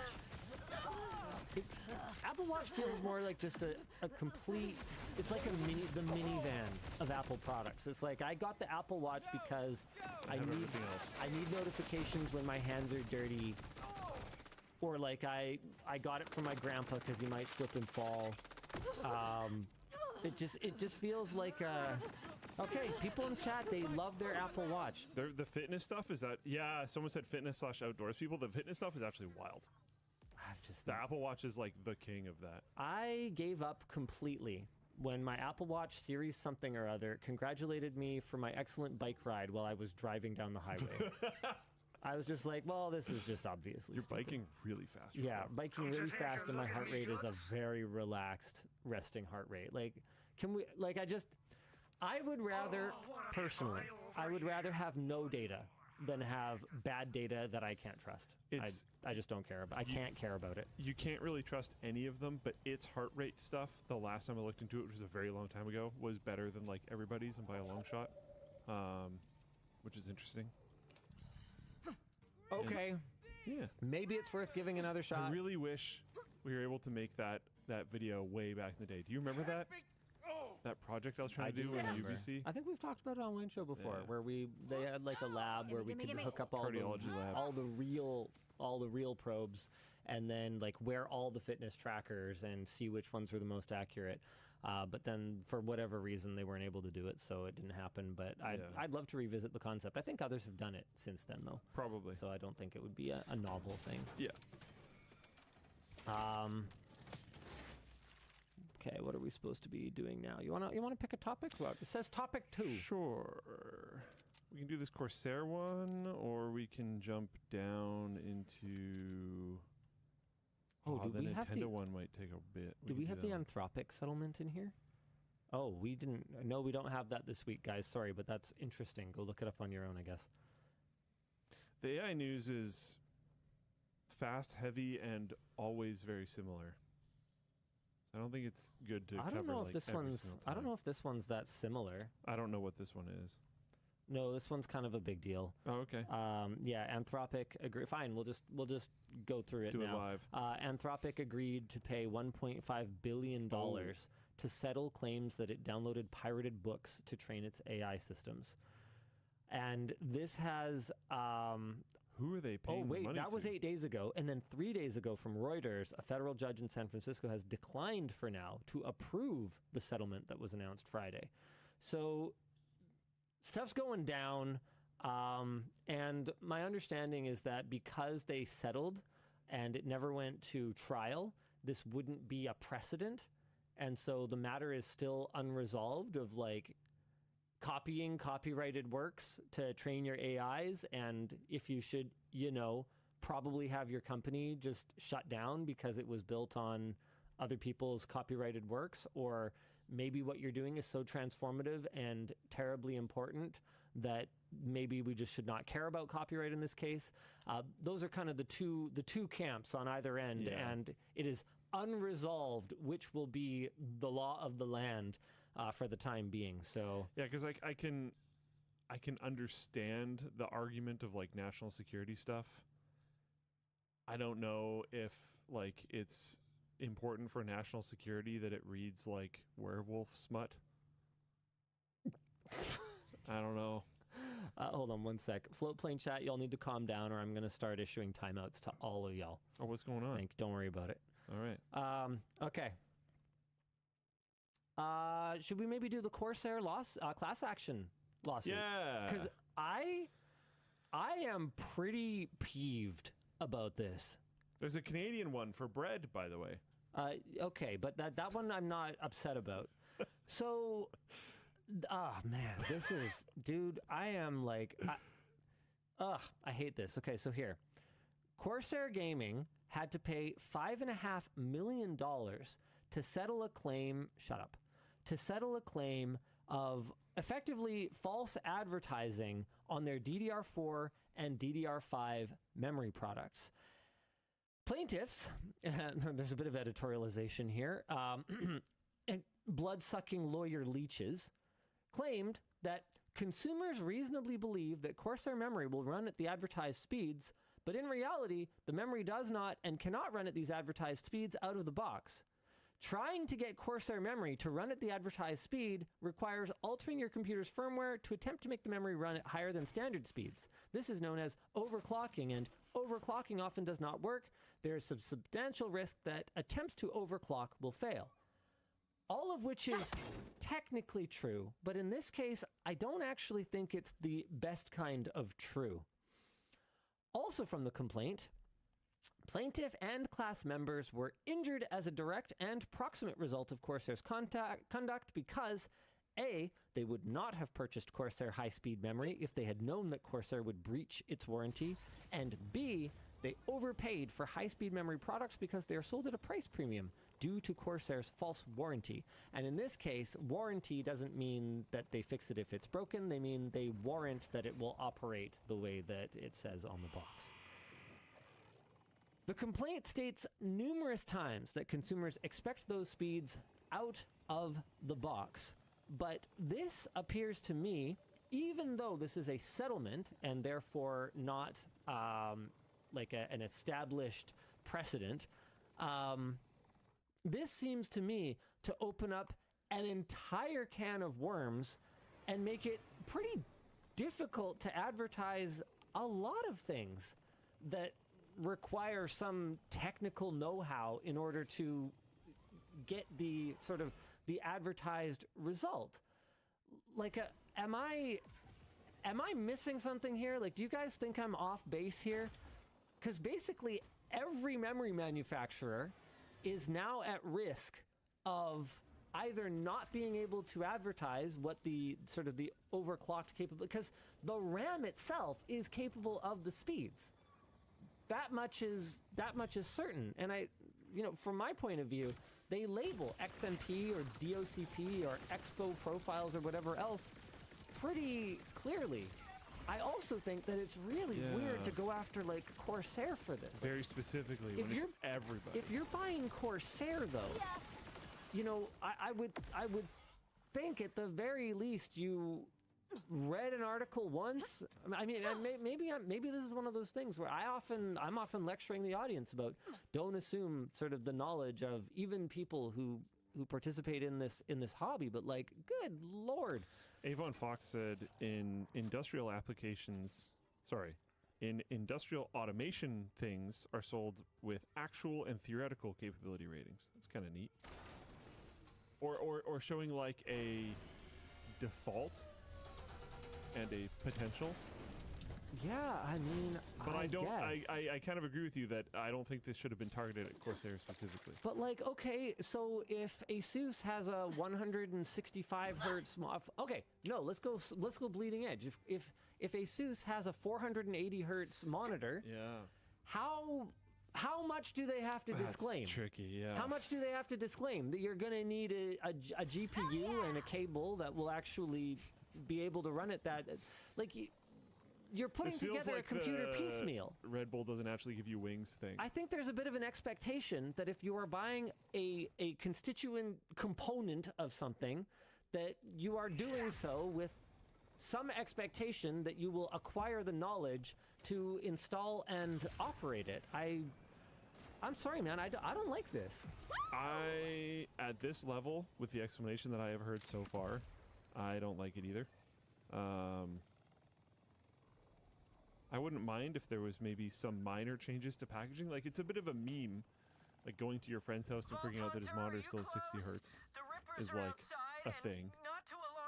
So if there was like a little bit better explanation of this type of stuff, finding people's RAM is at default speeds is very common as well. This is true. Like if there was a little bit more explicit communication, that could be cool, but I don't necessarily know that it was worth this, and I don't think it makes any sense to target just Corsair. Other manufacturers apparently do use terminology like up to describe the frequencies that their memory kits will run at. But, I mean, this seems to be... Corsair has also denied any wrongdoing here, and this seems to be yet another case where the defendant settles, knowing that the settlement will be less than the cost of litigating it, or the potential negative publicity if they are found guilty. I think this is lame still, and I think that while, I mean... You know, frankly, I don't have a ton of sympathy for publicly traded corporations that probably have plenty of money or whatever. In general, Corsair's kind of been bros. I really thought that was the end. I think they've overall stood behind their products and been pretty chill. Their products can be expensive sometimes. But I don't think that Corsair has been particularly evil. So if there was someone that was going to kind of get picked on, I would much rather it be someone that's been kind of a bastard at some point or another. And I just don't think that Corsair has earned a $5.5 million hit to their pocketbook for. I noticed. Frankly, something that people could have looked up on Wikipedia before they went and installed a component product in something. Fightmongers? I don't like it. Soldiers. Levaine's the one who's Dan, what's really next? in charge, back in Carcadia City. I'm not sure, because, like, I've got an extra sponsors thing that I'm supposed to throw somewhere, and I don't know where to put it. Wait, this wasn't planned out? I don't know. I thought it was just planned out. It is Rancho. I haven't figured it out yet. It's the redheaded stepchild of Linus Media Group media properties. Like it's. I've been doing other things. There's already a question. I wasn't even sure if you're gonna make it tonight. Yeah. Oh yeah, how close were you, dude? Like, did you just walk onto set before I got here? Like 5-10 minutes. Yeah. Oh yeah. Oh wow. Also, there was. The street could have been broken today. I should maybe tell this story right now. Dude, you could have been on a plane. No, you're going to tell it after we do like one of the sponsors, I guess. Sponsors. Okay, the show's brought to you by Proton Mail. Less sponsors and planes. They can't help you if you accidentally sent your beloved cat pictures to a client once the email is opened, but they do have a ton of privacy and security features. We're talking tracker block, password protection, link click confirmation, advanced phishing protection, and more. And that's all in support of one of their main features, end-to-end encryption that is so secure that even Proton can't see what you're sending. So yeah, at least Mrs. Butterworth's identity is only kinda leaked. Is that a bunny cat? Oh, I thought it was an AI thing. I didn't look that closely at it. I was like, good lord, science has gone too far. Anyway, Proton Mail is part of Proton's larger suite of products, all focused on privacy and keeping your data visible only where you want it to be. So take the steps to lock down your emails by clicking our link in the video description to try Proton Mail for free or to get 38% off their paid plans. The show is also brought to you by Vessi. Summer's coming to an end, and while it's no longer always bright and sunny outside, your day-to-day doesn't have to turn to doom and gloom when the weather gets bad, thanks to your shoes. Whether you're going out for a quick errand or taking a day trip to get away from it for a bit, Vessi has got you with their dry sock guarantee. The secret sauce? A patented material called Dymatex that consists of 4 layers designed to transfer heat and sweat away from your feet while preventing water from seeping in. Their weekend sneakers are one of their most popular pairs and sport a classic everyday design. They're easy to slip on and off and have a thicker cushioning midsole for more comfort and support. Backed by a 1-year warranty with 30 days of return and exchanges and free shipping on orders over $110, why not try them out? You can even save 15% by heading to vessi.com/LTT or by clicking our link in the video description. There you go. There, Dan. It's done now. Yay! You can relax. Well, don't relax. We got a whole show to do for a while. Oh. Okay. I don't think we should do the CW announcements right after we did a sponsor spot. Well, that's... We really need to give some Luke thought has to this. Luke has to talk about his thing. Luke has to talk about his thing. Oh, well, then why'd you put the sign there? You should put a sign that says Luke talk about his thing. I don't have any more card paper. Okay. We don't have the budget for that. You guys make me sound like such a cheap Honestly, though. I'm glad he said it. I mean, no, you're not. We love you. You're so reasonable. When was the last time I turned down a purchase request? Name it. I don't think Maybe really... I was lying to cover my laziness. I literally buy fire trucks for the memes. Oh, hold on. Never mind. I take it all back. I have a giant stack right here. Sorry, we lost the budget to have a producer cam right now. Okay. Do I talk about the trip? Sure. Did you fall? Yeah. No. Actually, never. And I climbed a mountain. So hell Nice. Yeah. Nice. Yeah. No, I was in Sofia, Bulgaria. Right. Oh, that's the kind of mountain you were climbing. Oh. Nah, he wasn't. He's loyal. Yeah. Oh, or That's not. not You a know what? thing. Whatever happens with full consent from all parties, I don't judge. That would still be It's loyal. a ding. You sure? But Yeah, loyal and faithful, I guess, are not quite the same thing. Correct.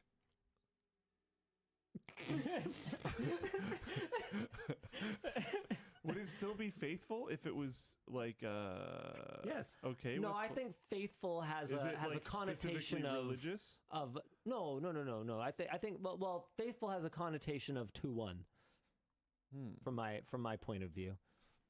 I was thinking faithful to wishes and understandings. Yeah, exactly. Not and loyal is just like, nah. There's like 15 other people.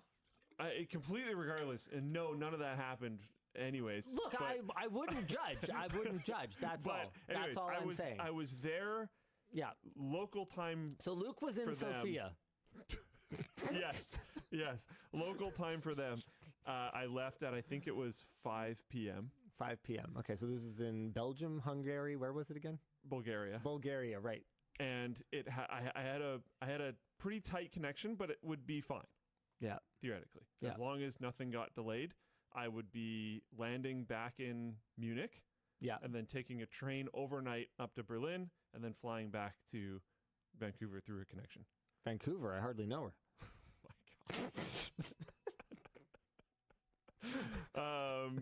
It was not Wizz Air, it was Lufthansa. Yeah. Anyways, to fly, because of course it needed to be a fairly tight connection to the train. The flight got delayed because of course it did. Because of course it did. It was only delayed by 25 minutes. I still could make it. Yeah. It was gonna be close. Yeah. And it was. Those can be the worst ones sometimes, though, because then they don't proactively reschedule you. Oh no, the plane and the train were booked separately, so Nice. they didn't care at all. Nice. Because of course I didn't even ask, because there's no way they're gonna care. So my whole thing, like as we're landing, is like, okay, it's close. We can definitely make it. I know the train station is extremely easy to navigate. So once I get to the train station from the airport, no problem. Not an issue. He's got I can this. have like 2 minutes and I can run all the way to the train and get on the train. It's no can do problem. it. But I had check luggage. So I need the check luggage to come off like pretty quick. Oh no. Why is Guess it how always long? last when you're in a hurry? Guess how long? Guess how 20 long it took minutes. just from when we landed to my bag, which by the way was in the first 3 bags to come off.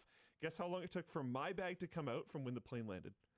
You realize the only solution is GamerJet. 55 minutes. What? It's the longest I've literally ever had to wait when there wasn't some type of like accident. There was genuinely like hundreds of people waiting in the baggage area for 2 carousels. I have no idea what was happening. I don't know if they were like short-staffed that day or something, but it took forever. It was crazy. So I definitely missed my train. I had like pre-booked the heck out of my ticket because you save a ton of money that way. Yeah. And I had a direct. He likes saving money. It's great. I had it all perfectly planned out. It's actually, I think, what gets him off. A little bit. Yeah. A little bit. So I had a direct train too, so I knew I could get a decent sleep on the train. Oh no. So not only did I have to get a indirect train, so I had to get a transfer, but also I had to book now last minute, so I had to pay expensive train prices. So I couldn't like sleep properly. So anyways, so far we are 1 Uber, 1 flight in. End up figuring out that I can't take my nice 1 train. Now I have to take 2 trains to Berlin. So I get to the train station. I'm like, okay, this train is leaving in like, you know, in 45 minutes. It's going to take me half an hour to get to the train station. I can make this new train now. It'll be fine. I get there. Okay, the train's delayed by like 15 minutes. That's fine though. Okay, the train's delayed by like half an hour. That's fine now. Get on the train. Oh, while the train is rolling, for some reason, it gains another half an hour of delay. So it gets to the next train station an hour late. I'm all worried because I'm like, I'm going to miss the next train. I had an hour at the next train station to transfer, and now I have like 4 minutes or something, and I'm like, oh my god, if it's in a weird spot, I'm gonna miss my next train. Nope, not a problem, because the next train got delayed by an hour. What is happening? What is up with German transportation? I heard this as like a meme before I went there. Everything's just delayed all the time, as far as I can tell. While I was standing in the train station, getting off my train that was delayed for an hour, waiting for another train that was delayed for an hour, I heard other trains announcing that they were delayed. Like, crazy. Oddly enough, the trains were extremely comfortable. Very nice. Right. Just never there on time. Right. Anyway, so that train gets delayed for an hour, so then I'm waiting for it anyways, despite thinking that I was going to miss it. Get into Berlin. Take another train to get me from the like main train station in Berlin to the airport. Yeah. And then that flight takes me to Frankfurt, and then that flight takes me to Vancouver. Good so Lord. it was, and then I got picked up from the airport by Emma and brought here. So it was 3 cars, 3 trains, 3 planes, and like 30 plus hours. And I got to Wancho on time. By 10 minutes. By 10 minutes. Nice. Did I ever tell you about how I almost got stuck in LA when we went down there to collab with Kyle? I don't think so. Canada didn't have enough air traffic controllers. Whoa. So a bunch of flights into IVR were delayed. Whoa. So my flight was canceled, and then I like immediately went to the Air Canada desk where they told me there's nothing we can do. You can have a flight tomorrow, which I said was not good enough because my daughters were having 7 teeth out the next morning between the 2 of them, and they were super stressed. I promised I'd be there. So they said, okay, well, I don't know, whatever. You can call the phone lines because they can do more than we can. So I call the phone line. They tell me, yeah, I've got a flight for you. I go, oh my God, thank God. Okay, Vance, so the executive assistant here, don't bother booking me that WestJet flight that you found. Air Canada has a flight for me. Then she goes, oh yeah, can you depart from this airport? I'm like, bro, I just told you I'm at LAX. That is literally 3 hours from here in LA traffic right now, and it's 45 minutes until the flight. How could you possibly think that I could make it? Okay, Vance, book it. Vance goes, oh yeah, by the way, it went up like $400 because everyone is rebooking.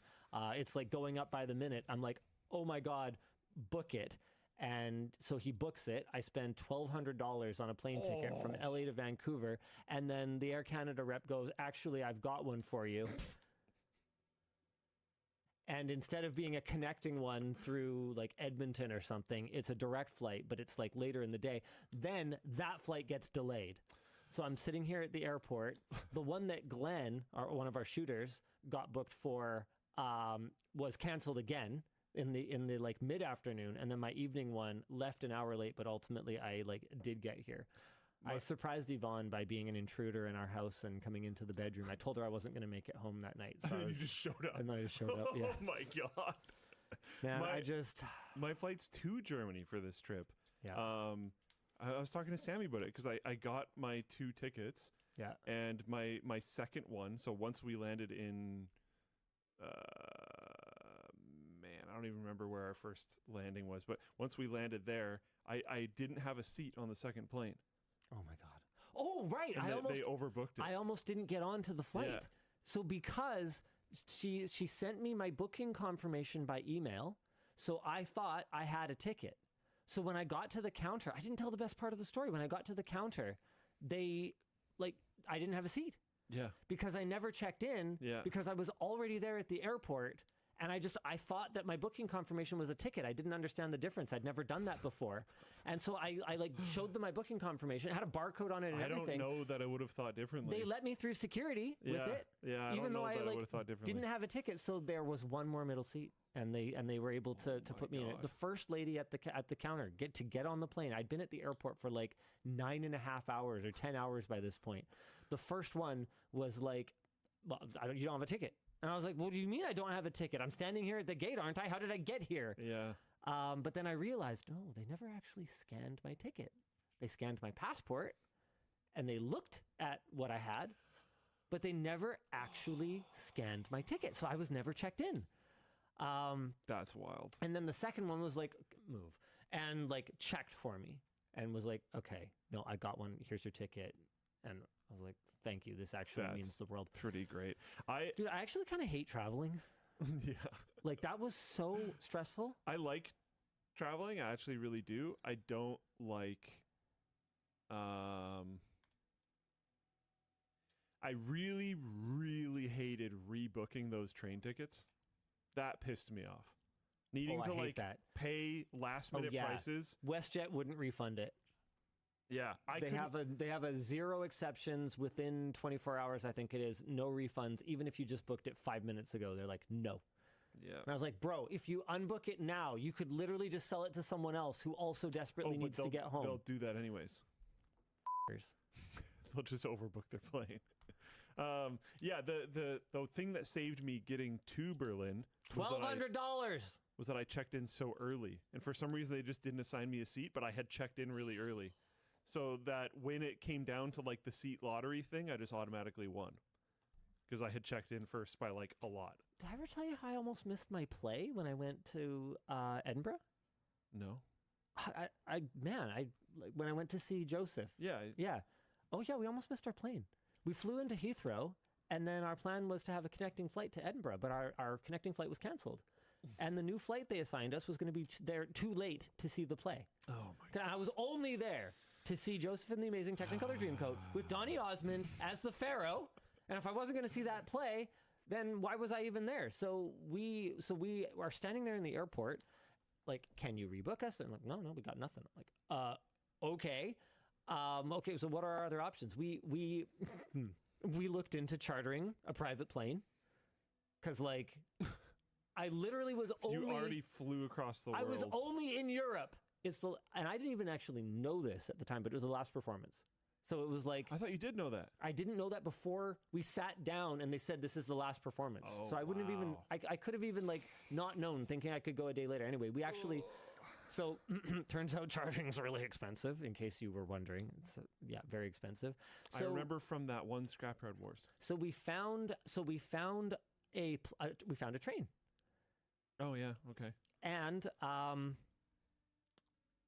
we were like, okay, we can do the train, which is only like a couple $100 compared to thousands and thousands and thousands of dollars for the plane. Which what was incredible though was, dude, I gotta say, like the airplane charter business, damn, do they ever have like customer service figured out? I was like, damn it, they only have an email, they don't have a phone line. They emailed me back in like 3 minutes. And they were like, here's our phone number, let's talk. And they were like, yeah, we can have you taken off within like the next 90 minutes or something like that.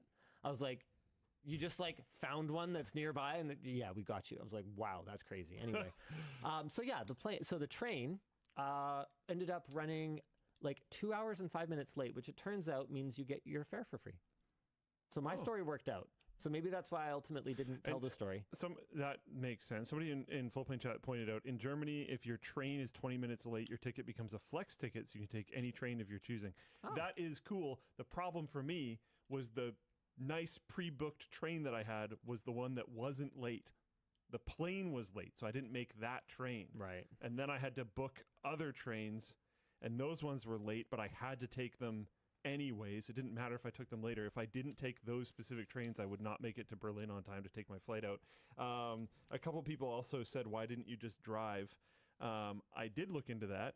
Yeah. Dimitri actually suggested that I just drive. Really? But I went and looked at renting a car, and the rental car place had a 1.1 or 1.2 star rating, and like all of the reviews were about how they tried to scam them for damage, and like I've been fighting a double charge for a car rental for a year was somebody's comment, and I was just like, I'm gonna take the train. Yeah, Dimitri's reviews of Bulgaria in general. No, this was Germany. Oh, this was Germany. Yeah. Oh, okay. Yeah. Because I know he had trouble getting review samples sent to him there and stuff. Oh.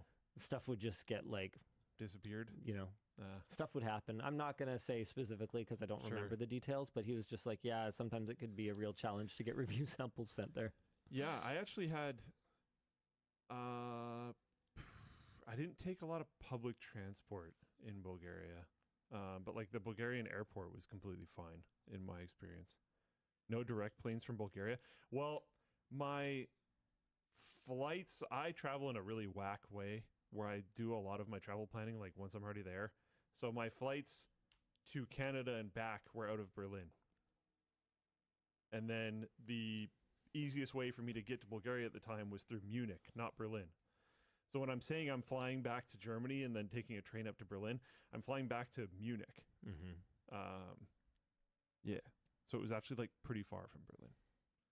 So there probably was maybe not direct planes, but easier ones. But my I will say, Gene, they're a lot more generous with the benches and so. And if I don't make that one, that was the one that the company had booked for me. So if I don't make that one, I just have to pay for my own. There's just so many more myself because it would have been entirely my fault. So like, I'd rather not do that. So I'm gonna try to make that one. I wish I journaled more of my crazy travel stories because they're always like. I took a bunch of photos of Did you? Cool. I have some really funny ones. Oh, where's my phone? Like the time that I was literally by like 10 seconds on time for my plane back from Japan. like they looked at the supervisor because it was literally like the minute of the cutoff, and he's like gives a nod, but like it was bad, and it was because I was like 42 cents short of the fare for my train into the airport.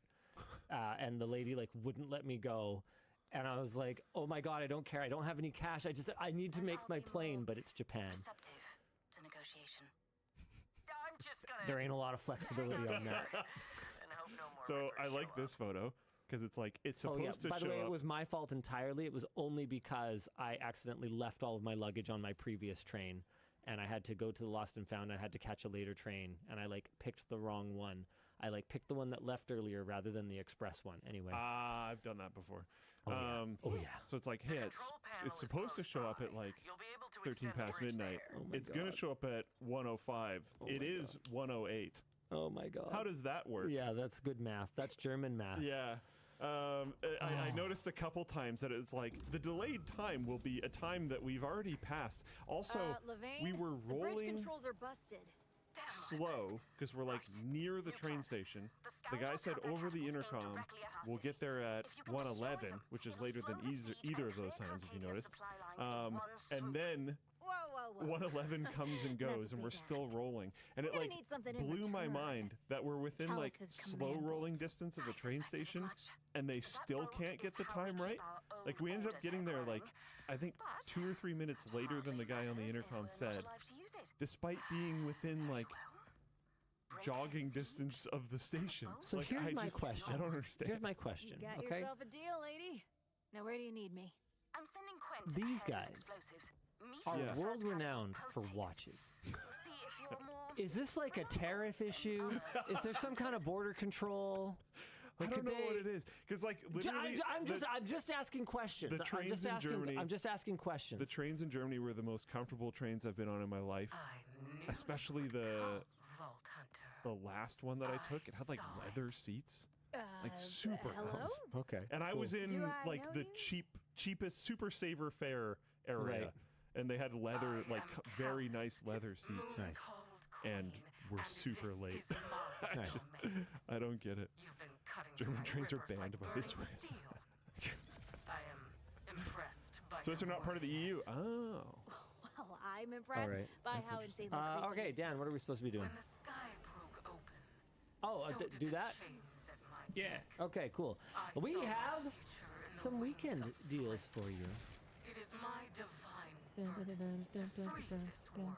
Anyway, still need that backpack upgrades for back to school? Well, lucky you, because we're offering a great deal on the commuter backpack.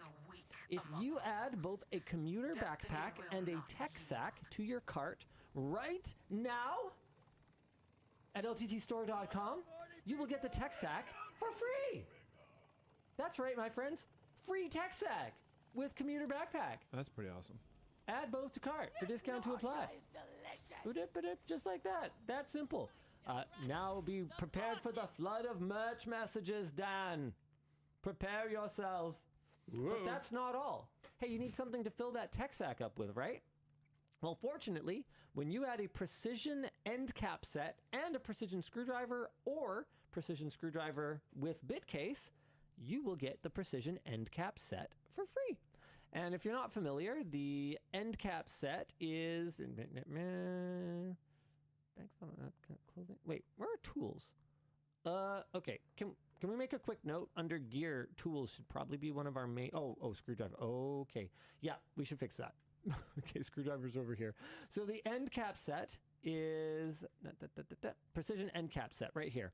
So it's a convex, concave, and then alternate color of the flat top, and it just pops onto the precision screwdriver if you prefer a different shape. So that is free with your order of either just the driver or the driver and the bit set. Last but not least, you can still save on magnetic cable management this week. Mix and match packs of individual components, and you can get 10% off if you buy 2, 15% off if you buy 3, 20% off if you buy 4, and 25% off if you buy 5 or more. That includes all arches, power bar keys, power brick holders, and cable tie holders. If you are not familiar with our magnetic cable management, it of course looks a little something like this. Magnetic arches, power bar holders.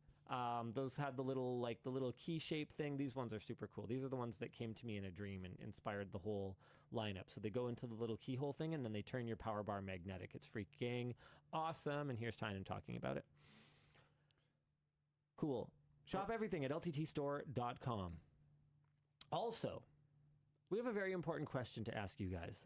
So just take a break from your shopping spree that you're on right now, because I need to know, out of these options, what is your favorite totally non-infringing transparent, not transparent screwdriver related color? Which of these colors is your favorite color? Concord purple, dude. I need to not. Everyone's saying that. So purple. I just, well, they shouldn't say the purple. They should go to this poll and then they should vote on it. It's on YouTube. So Dan, if you want to drop them some links, there, people seem confused by the instructions. This is not voting. Right here, what you're looking at right now is not voting. This place. This is voting. The Floatplane people don't even know what that website is. You're that you guys are spamming using. too much and can't see it. They don't know what that website is because it doesn't work properly in Firefox. Yeah. So what use would they have for it? You're just sending it. Oh my goodness. My links, they do nothing. It really is amazing that they can even find their credit cards to pay for Floatplane, isn't it? I love you guys, but their mom takes care of it. You can't follow instructions sometimes. Yeah. Stop!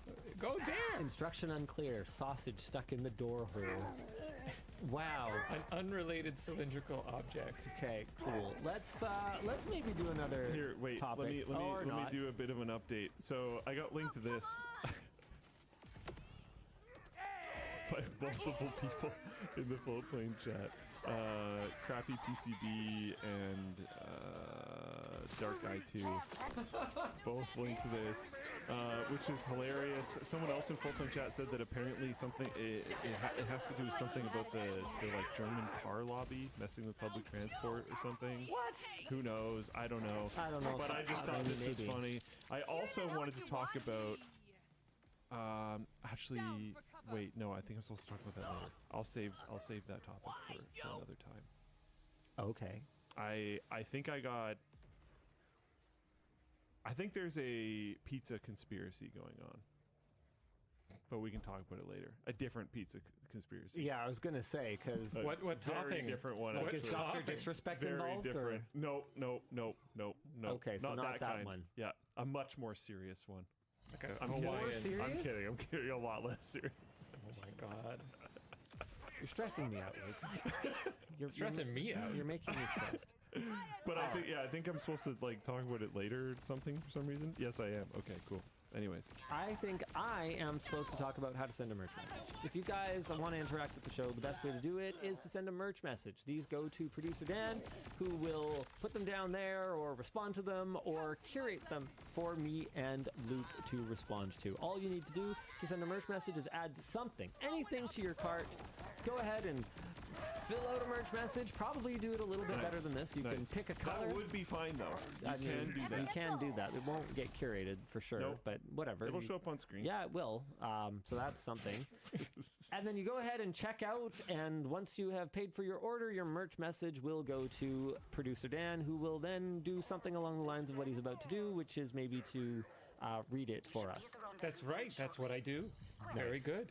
Hey, DLL question he does for lots of Linus. Sometimes.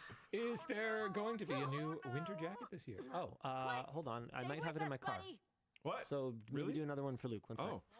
Luke. I just heard my Luke. gardener got ripped, and now there's no one to tend to my I can do a chrysanthemums. topic if you need. They must be so scared. But I'm here. Fudge. Okay, this might work for you as well. Sure. We can ask Linus about the second half when he returns.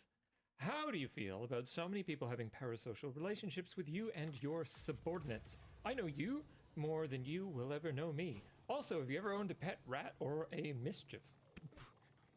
Or a mischief? Mischief, copy, paste, animal? What is that? Is that just like any rodent? I don't know. A mouse? Hamster.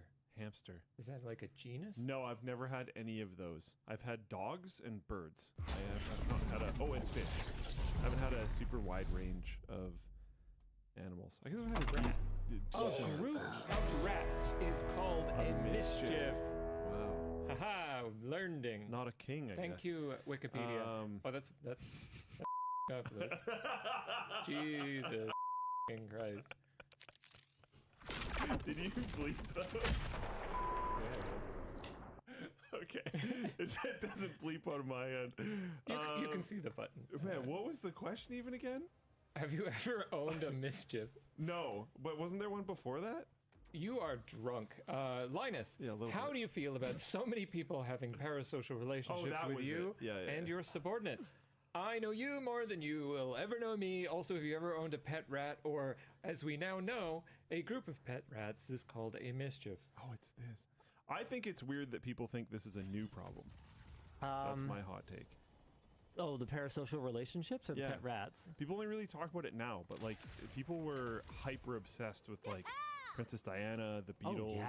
Oh yeah. Like way hyper obsessed. I would argue more than people are now. I think the difference now is that the Constant people that we have these parasocial relationships with seem so much more accessible and like real people than the old celebrities were. Well, they actually can't afford the amount of separation the old celebrities had. Well, yeah. Like realistically, I'm not that hard to talk to. Like it's not that hard to like get my email address. I won't respond to you because, you know, I just get too many emails, especially every time I acknowledge how easy it is to find my email address. So there's no point. And if you do email me, especially at those times, I will certainly filter so that I block probably not only you, but the entire domain that you're emailing from if you work at a business or something like that. Because I can't have people bothering me and wasting my time.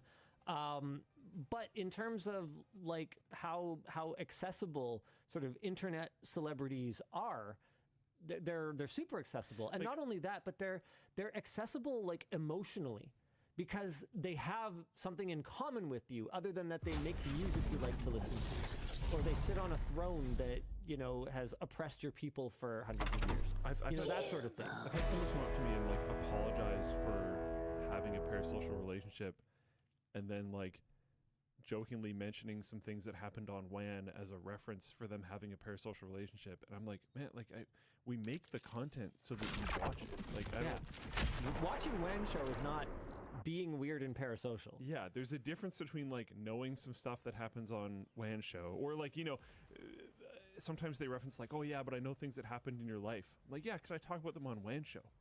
Like, that's okay. This is fine.